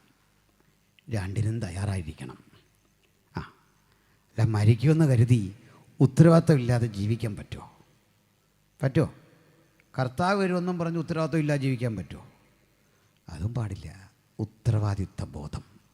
രണ്ടും മരിക്കുകയാണെങ്കിൽ എന്താ? പൗലോസ് പറയാ, വിട്ട് പിരിഞ്ഞ് ക്രിസ്തുവിനോട് കൂടെ ആയിരിക്കുന്നത് എനിക്കേറെ നല്ലത്. ഇനിയും കർത്താവ് പറയാ, ഇപ്പോഴേ നിന്നെ എടുക്കുന്നില്ല എന്ന് പറഞ്ഞാൽ അതിൻ്റെ അർത്ഥം ഞാൻ കുറേ നാൾ കൂടി നിന്നെക്കുറിച്ച് പ്രസംഗിക്കും. രണ്ടും സന്തോഷമാണ്. കൂടുതൽ ഇഷ്ടം അവിടെ വരുന്നതാണ്. നമ്മുടെ മനസ്സ് ഈ ഇഷ്ടത്തിലേക്ക് വളരുന്നത് വരെ നമ്മൾ വിശ്വാസത്തിൽ ശൈശവത്തിലിരിക്കുന്നു എന്ന് മനസ്സിലായിക്കൊള്ളണം. ശരീരം വിട്ട് ക്രിസ്തുവിനോടുകൂടെ പോകുവാനുള്ള ആ വലിയ വാഞ്ച ഭക്തൻ്റെ ഹൃദയത്തിൽ നിന്നുണ്ടാകണം. ബോർഡൊട്ടിച്ചിട്ട് ഇവനങ്ങോട്ട് പോവുകയും പൗലോസ് ഇടക്കിടന്ന് കൊരിന്ത്യർക്ക് എഴുതിയ പണ്ടത്തെ ലേഖനം ഇങ്ങനെ ഓർത്തു. ആ വാക്കുകൾ ആവർത്തിച്ചെന്നാണ് ഞാൻ ചിന്തിക്കുന്നത്. ബോർഡിലേക്ക് നോക്കി, തന്നെ ഭീഷണിപ്പെടുത്തുന്ന അക്ഷരങ്ങളിലേക്ക് നോക്കി, നിന്നെ കൊല്ലും പ്രാണനെടുക്കുമെന്ന വാക്കുകളിലേക്ക് നോക്കിയിട്ട് പറയുക, ഹേ മരണമേ, നിന്റെ ജയം എവിടെ? മരണത്തിൻ്റെ വിഷമുള്ള പാപത്തിൻ്റെ ശക്തിയോ ന്യായപ്രമാണം നമ്മുടെ കർത്താവായ യേശുക്രിസ്തു മുഖാന്തിരം നമുക്ക് ജയം നൽകുന്ന ദൈവത്തിന് സ്തോത്രം. കണ്ട് ഇന്ന് രാത്രി ഭക്തൻ മരണത്തിൻ്റെ വിധിയെടുത്ത് കണ്ടിട്ട് പറയണം, ഹേ മരണമേ, നിൻ്റെ ജയം എവിടെ? സ്കാനിങ് റിപ്പോർട്ട് എതിരാകട്ടെ, ജീവിത ചുറ്റുപാടുകൾ എതിരാകട്ടെ, പറഞ്ഞതും കേട്ടതുമെല്ലാം മരണചിന്തകളാകട്ടെ, ഭക്തൻ അതിജീവനത്തിൻ്റെ ബലത്തോടെ പറയണം, ദൈവം അനുവദിക്കുന്ന അളവ് വരെ, ദൈവം അനുവദിക്കുന്ന നിമിഷം വരെ എൻ്റെ പ്രാണനെ തൊടാൻ ലോകത്തൊരു ശക്തിക്കും സാധിക്കില്ല. എൻ്റെ പ്രാണൻ അവിടുത്തെ കരങ്ങളിൽ സുരക്ഷിതം സുരക്ഷിതം സുരക്ഷിതം. ഈ ബലത്തോടെ വേണം ഈ പന്തൽ വിട്ടു പോകാൻ. ഹല്ലേലൂയ. പ്രിയരേ, അവിടെ ഓർത്തത് ചിലപ്പോൾ മരണമായിരിക്കില്ല ജീവിതം. അങ്ങനെ ആ കിടപ്പിലെഴുതുന്ന 3 പുസ്തകങ്ങളാണ് 1, 2 തിമത്തിയോസ്, തീത്തോസ്. ഈ പുസ്തകത്തിൽ പൗലോസ് ഒരു കാര്യം പറയുക. തിമത്തിയോസ് തന്നെ കാണാൻ വരുന്നു അറിഞ്ഞിട്ട് പറയുക, കുഞ്ഞെ, നീ എന്നെ കാണാൻ വരുന്നു എന്നറിഞ്ഞു. ഞാൻ എത്ര നാൾ ഈ കിടപ്പ് കിടക്കുന്നറിയില്ല. എൻ്റെ നിര്യാണകാലം അടുത്തു. നീ എന്നെ കാണാൻ വരുമ്പോൾ എനിക്ക് ചില ആവശ്യങ്ങളുണ്ട്. ഏതാവശ്യവും സാധിച്ചു കൊടുക്കാൻ പാകത്തിന് ആയിരക്ക വൃന്ദങ്ങൾ പുറത്ത് നിൽക്കുക, അവർ കാത്തിരിക്കുക ഈ ഗുരു ചോദിക്കുന്നതൊക്കെ കൊടുക്കാൻ. വലിയൊരു ഡിമാൻഡാകും എന്നൊക്കെ കരുതി തിമത്തിയോസ് ഇത് പൊട്ടിച്ച് വായിച്ച് ഹൃദയം നിറഞ്ഞു കാണും, ഉള്ളൊരുകി കാണും. വേണ്ടതേ പണമല്ല, ഭക്ഷണമല്ല, മറ്റെന്തെങ്കിലും പരിഗണനയല്ല. ഒറ്റ കാര്യം, ഞാൻ കർപ്പോസിൻ്റെ വക്കൽ വച്ചിട്ട് പോന്ന എൻ്റെ പുതപ്പ്, എൻ്റെ പുസ്തകം, ചർമ്മലിഖിതങ്ങൾ നീ വരുമ്പോൾ കൊണ്ടുവരണം. എന്നിട്ട് ഒന്നുകൂടി പറയാ, ശീതകാലം കഴിയും മുമ്പ് വരുവാൻ ഉത്സാഹിക്കുക. അതിൻ്റെ അർത്ഥം ചിലപ്പോൾ ഈ കനത്ത തണുപ്പ് ഇനി വരാൻ പോകുക. ആ തണുപ്പത്ത് കിടുകിടാ വിറയ്ക്കുന്ന ഈ ജയിലറയ്ക്കുള്ളിൽ കിടക്കുമ്പോൾ ആകപ്പാടെ ആ മനുഷ്യൻ ജീവിതത്തിൽ ആവശ്യപ്പെട്ട ഒറ്റ ഭൗതിക വസ്തു ഈ പുതപ്പായിരുന്നു. സ്വയം ഇന്ന് രാത്രി വചനം കേൾക്കുന്ന ഏവർക്കും നമ്മളെ തന്നെ ഒന്ന് പുനഃപരിശോധനയ്ക്ക് വിധേയമാക്കാം. യേശുവിന് വേണ്ടി എരിഞ്ഞു ശോഭിച്ച ഒരു മനുഷ്യൻ ജീവിതത്തിൽ നമ്മോട് ആവശ്യപ്പെട്ട ഒരേ ഒരു കാര്യം ഈ കീറപ്പുതപ്പെങ്കിൽ ഒരു കോടീശ്വരനായി ജീവിതം തുടങ്ങി അവസാനം ഈ പുതപ്പാണ് ആഗ്രഹിച്ചതെങ്കിൽ ഒരു കാര്യം മനസ്സിലാക്കുക, ഇതാണ് ക്രിസ്തീയ ജീവിതത്തിൻ്റെ മഹാത്മ്യം. നമ്മുടെ കാതുകളിൽ തിരിച്ചുപദേശിക്കുന്ന തെറ്റായ പ്രവണതയുടെ സന്ദേശം അതിട്ട് പിശാച് നിന്നെ സമ്പന്നനാക്കുമെന്നും കോടികൾക്ക് അധിപനാക്കുമെന്നും ഒക്കെ പറഞ്ഞ് ബോധ്യപ്പെടുത്തുമ്പോൾ ഓർക്കണം, ദ്രവ്യാഗ്രഹം സകലവിധ ദോഷത്തിനും അടിസ്ഥാന കാരണമായി തിരുവെടുത്ത് പറയുന്നു. ആ വഴി ഓടിയവന്റെ നാശം ഇത് സമൂഹം കണ്ടുകൊണ്ടിരിക്കുന്നു. അതിന്റെ നടുവിൽ വിശുദ്ധന്മാർക്കൊരിക്കലായി ഭരമേൽപ്പിച്ച അതിവിശുദ്ധ വിശ്വാസത്തിന് വേണ്ടി നിവരെ നിൽക്കാൻ കഴിയുന്ന ഭക്തന്മാർ എഴുന്നേൽക്കട്ടെ, അവർ നിലകൊള്ളട്ടെ. സമൂഹം പഴിക്കുമ്പോൾ, നിന്ദിക്കുമ്പോൾ, പലതും പറയുമ്പോഴും ഭക്തൻ മനസ്സിലാക്കിക്കൊള്ളണം, ഞാൻ എൻ്റെ യേശുവിന് വേണ്ടി ധീരെ നിൽക്കും അവസാന നിമിഷം വരെ. ഞാനത് പറഞ്ഞ് അവസാനിപ്പിക്കട്ടെ. സഹചരേ, ചരിത്രം പറയുന്നത് തിമോത്തിയോസ് ഇതൊക്കെ സംഘടിപ്പിച്ചു. ഇവയൊക്കെയായി തൻ്റെ ഗുരുവിനെ കാണാൻ ജയിലറയുടെ വാതുക്കലെത്തി. അവിടെ നിന്ന കാവൽക്കാരൻ ചോദിച്ചു, എന്തു വേണം?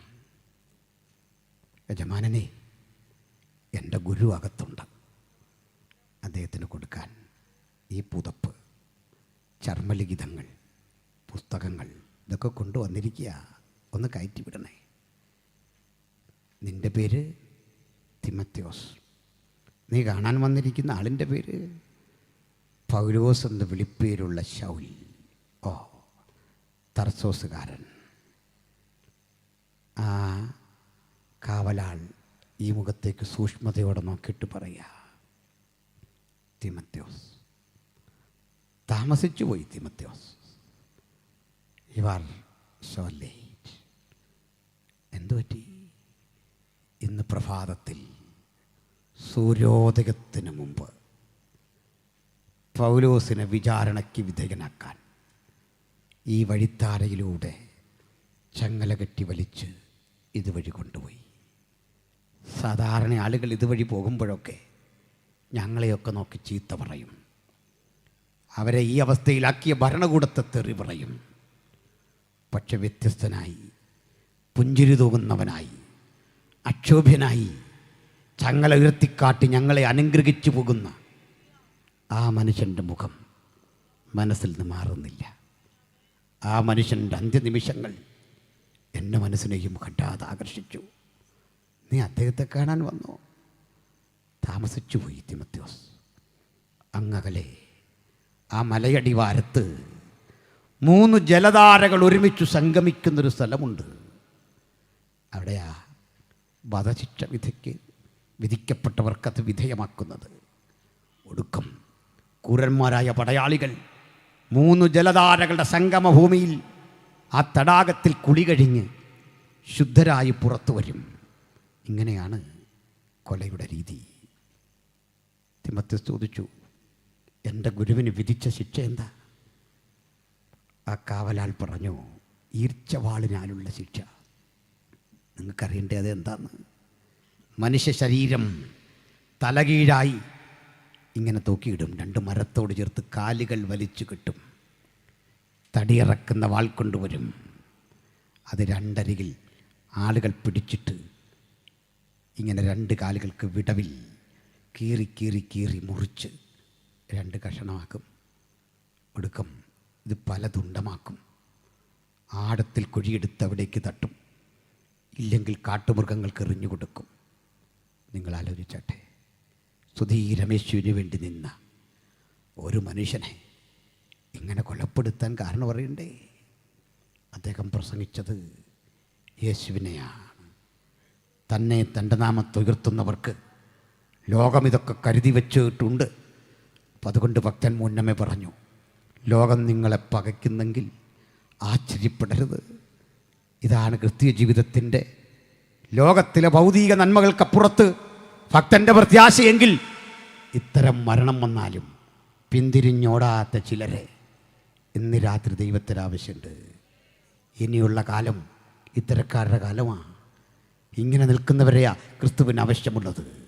എല്ലാ യോഗത്തിലും പോയി തലവേദന മാറാൻ കൈവോക്കി, കടഭാരം മാറാൻ കൈവോക്കി, എല്ലാ യോഗത്തിലും പോയി ട്യൂമർ മാറാൻ കൈവോക്കി, വീട് വിൽക്കാൻ കൈവോക്കി, വിദേശത്ത് പോകാൻ പ്രാർത്ഥിക്കണം, ഈ അപേക്ഷിക്കുന്ന നമ്മൾ ജീവിതത്തിലേക്കൊന്ന് തിരിഞ്ഞു നോക്കണം. ക്രിസ്ത്യാനിത്വത്തിന്റെ ശക്തി ചൈതന്യങ്ങൾ അടങ്ങിയിരിക്കുന്നത് അതിന്റെ വിശ്വാസ സംബന്ധിയായ ത്യാഗോജലമായ ആ കരുത്തിലാ. ആ കരുത്തിലേക്ക് നടന്നെടുക്കാൻ കഴിയുന്ന ഗർജിക്കുന്ന യുവകേസരികളെ ഈ രാത്രി പരിശുദ്ധാത്മാവ് തിരയുന്നു. നാളെ ഈ വേല തുടരാൻ, നാളെ ഈ പ്രവൃത്തി തുടരാൻ തമ്പുരാൻ ഇനിയും അവന്റെ പ്രവൃത്തിക്ക് ആളെ ആവശ്യമുണ്ട്. ഈ ജനറൽ കൺവെൻഷനിൽ ഉണരട്ടെ ജനം, അവർ തയ്യാറെടുക്കട്ടെ ഇനിയും യേശുവിന് വേണ്ടി ധീരെ ധീരെ നിൽക്കാൻ.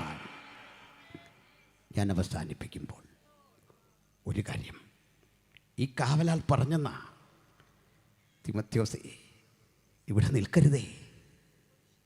ഞാനും മനസ്സുകൊണ്ടിപ്പോൾ യേശുവിൻ്റെ അനുഗാമിയായി കഴിഞ്ഞു. തിമോത്തിയോസേ, അത്ര ആനന്ദനിർഭരമായിരുന്നു നിന്റെ ഗുരുവിൻ്റെ വിടവാങ്ങൽ. ഉപദ്രവയ്ക്ക് വേണ്ടി പ്രാർത്ഥിക്കുന്ന ഒരൊറ്റ മാർഗമേ ഉലകത്തിലുള്ളൂ, അത് യേശുവിൻ്റെ മാർഗമാണ്. ക്ഷമയുടെ ഒരൊറ്റ മാർഗമേ പ്രായോഗികമായി ഉലകത്തിലുള്ളൂ, അത് യേശുവിൻ്റെ മാർഗമാണ്. കയ്യിൽ വെട്ടിത്തിളങ്ങുന്ന കരവാൾ ബന്ധിക്കൊണ്ട് കഴുത്തിറക്കാൻ ഓടി വരുന്നവരെയും ആലിംഗനം ചെയ്യുന്ന ഒരൊറ്റ മാർഗം ഉലകത്തിലുണ്ട്, അതാണ് സുവിശേഷം. ആ സുവിശേഷത്തിന്റെ ശക്തി ചൈതന്യങ്ങളെ ഉയർത്തിക്കൊണ്ട് അതിന്റെ സാരാംശം ഉലകത്തോട് ഞങ്ങൾ ഇങ്ങനെ ആവർത്തിക്കട്ടെ. മറ്റൊരുത്തൊള്ളും രക്ഷയില്ല. നാം രക്ഷിക്കപ്പെടുവാൻ ആകാശത്തിന് കീഴിൽ മനുഷ്യരുടെ ഇടയിൽ നൽകപ്പെട്ട ഒരൊറ്റ നാമം കർത്താവായ യേശു ക്രിസ്തുവിന്റെ നാമം. ഹല്ലേലൂയ. അദ്ദേഹം പറഞ്ഞു, തിമോത്തിയോസ് ഇവിടെ നിൽക്കരുതേ. നിന്റെ ഗുരുവിൻ്റെ കരങ്ങൾ വരിഞ്ഞു മുറുക്കിയ, ചങ്ങല ധരിപ്പിച്ച് ആ ജയിലറയ്ക്കുള്ളിലിട്ട ശക്തികൾ ഇതുവഴി അലയുന്നുണ്ട്. അവർ നിന്നെ പിടിക്കും, അവർ നിന്നെ ചാട്ടക്കടിക്കും, അവർ നിനക്കും ചങ്ങലയിടും, നിന്നെ പിടിച്ച് ജയിലറയിലിടും. അടുത്ത ഒരു ഈർച്ചവാൾ നിനക്കും കരുതി വെക്കും. പോകണം കുഞ്ഞെ, ഇവിടെ നിൽക്കരുതേ. നിന്റെ തുടുതുടിക്കുന്ന രക്തം അതിപ്പോൾ ചീന്തരുതേ. തിമോത്തിയോസ് പുഞ്ചിരി തൂക്കിക്കൊണ്ട് ഉള്ളിൽ ഉറഞ്ഞുകൂടിയ വേദന തൻ്റെ ജീവിതത്തിൽ അവൻ ഒരുവിധം കടിച്ചു പിടിച്ചുകൊണ്ട് മറുവകത്ത് മന്ദസ്മിതത്തോടെ പറയുന്നു, അല്ലയോ യജമാനനേ, തിമോത്തിയോസ് പോകില്ല. കാരണം നിങ്ങൾക്കെന്നെ ബന്ധിക്കാം. ഞാൻ പ്രസംഗിക്കുന്ന സുവിശേഷത്തിന് ബന്ധനമില്ല. അത് സ്ഥലകാല സീമകൾക്കപ്പുറത്തേക്ക് പ്രവഹിക്കും. ഈ പന്തലിനുള്ളിലും അതിന് പുറത്തും അതിൻ്റെ പ്രവൃത്തി ചെയ്യും. വഴിയാത്രക്കാരനും ഈ സുവിശേഷം അനുഗ്രഹമാ, അത് അപകടങ്ങളിൽ നിന്ന് വിടുതലാ, അത് ശാശ്വത രക്ഷയാ, അത് നിത്യതയുടെ വചനമാ. അകത്തും പുറത്തും ഈ വചനം അതിൻ്റെ പ്രവൃത്തിയാ ചെയ്യുന്നത്. ആർക്കും തകർക്കാനാവാത്ത സുസ്ഥിരമായ പാതയിലേക്ക് അത് നിന്നെ നയിക്കുന്നത്. തിമോത്തിയോസ് പോകില്ല. തിമോത്തിയോസ് അന്ത്യനിമിഷം വരെ പടപൊരുതും. യേശുവിന് വേണ്ടി എരിഞ്ഞടങ്ങും. പടയാളിയും തിമോത്തിയോസും ആലിംഗനബദ്ധരായി.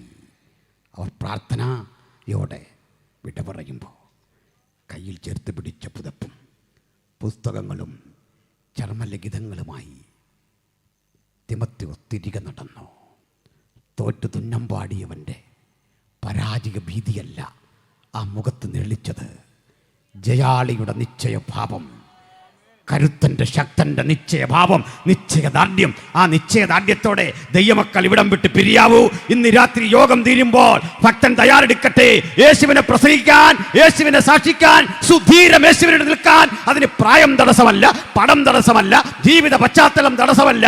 ആരേത് തരത്തിലെ ബന്ധനങ്ങളോടെ എവിടെ തമസ്കരിക്കാൻ ഒരുമ്പെട്ടാലും, ഏതിരുട്ടിന്റെ ശക്തികൾ നമുക്കെതിരെ നിന്നുകൊണ്ട് വെല്ലുവിളിച്ചാലും ഭക്തൻ പറയട്ടെ, സുവിശേഷത്തിന് ബന്ധനമില്ല. ഞങ്ങൾ ശക്തിയുക്തം യേശുവിനായി നിൽക്കും. 24ാമത് കൺവെൻഷന്റെ പ്രഥമ രാത്രിയിൽ ഈ സുവിശേഷത്തിന്റെ പ്രചാരകരായി, അതിൻ്റെ വാഹകരായി ദീപശിഖ എന്തിക്കൊണ്ട് യേശുവിനെ നിൽക്കാൻ കേൾപ്പുള്ള ചിലരെ പരിശുദ്ധാത്മാവ് തിരയുന്നു. ചിലർ സന്നദ്ധരായാട്ടെ, കവലകളിൽ യേശുവിനെ പ്രസംഗിക്കാൻ, തെരുവുകളിൽ യേശുവിനെ പ്രസംഗിക്കാൻ, ജീവിതത്തിൻ്റെ ഏത് ഘട്ടത്തിലും യേശുവിനെ ഉയർത്താൻ, മരണം വന്നാലും പിന്തിരിയാത്ത നിശ്ചയദാർഢ്യത്തോടെ യേശുവിനെ പ്രസംഗിക്കാൻ. പണ്ടേ പൗലോസ് പറഞ്ഞതുപോലെ, ക്രിസ്തു യേശുവിൻ്റെ സ്നേഹത്തിൽ നിന്ന് എന്നെ വേർപിരിക്കുന്നതാര്? ഈ ചോദ്യം ചോദിച്ചുകൊണ്ടാകട്ടെ നമ്മുടെ മടക്കയാത്ര. ആപത്തിനും വാളിനും നിയമത്തിനും ലോകത്തിലെ ഒരു ശക്തിക്കും പിന്തിരിപ്പിക്കാനാവാത്ത ഈ അതിശക്തമായ സ്നേഹബന്ധത്തിൻ്റെ ഗാഢത, അതിൻ്റെ ഊഷ്മളത, അതിൽ വേണം നമുക്കിന്ന് പിരിയാൻ. ഈ വചനം കേട്ട ഏവർക്കും ആ ശക്തിയും ദൈവകൃപയും ഒരുപോലെ ജീവിതത്തിൽ പരിലസിക്കട്ടെ. ദൈവവചനം വിടുതലാകട്ടെ, ദൈവവചനം ശക്തിയാകട്ടെ, ദൈവവചനം രോഗശാന്തിയാകട്ടെ. ദൈവം ഈ വചനങ്ങളാൽ നമ്മളെ ആശീർവദിക്കട്ടെ. ആമേൻ.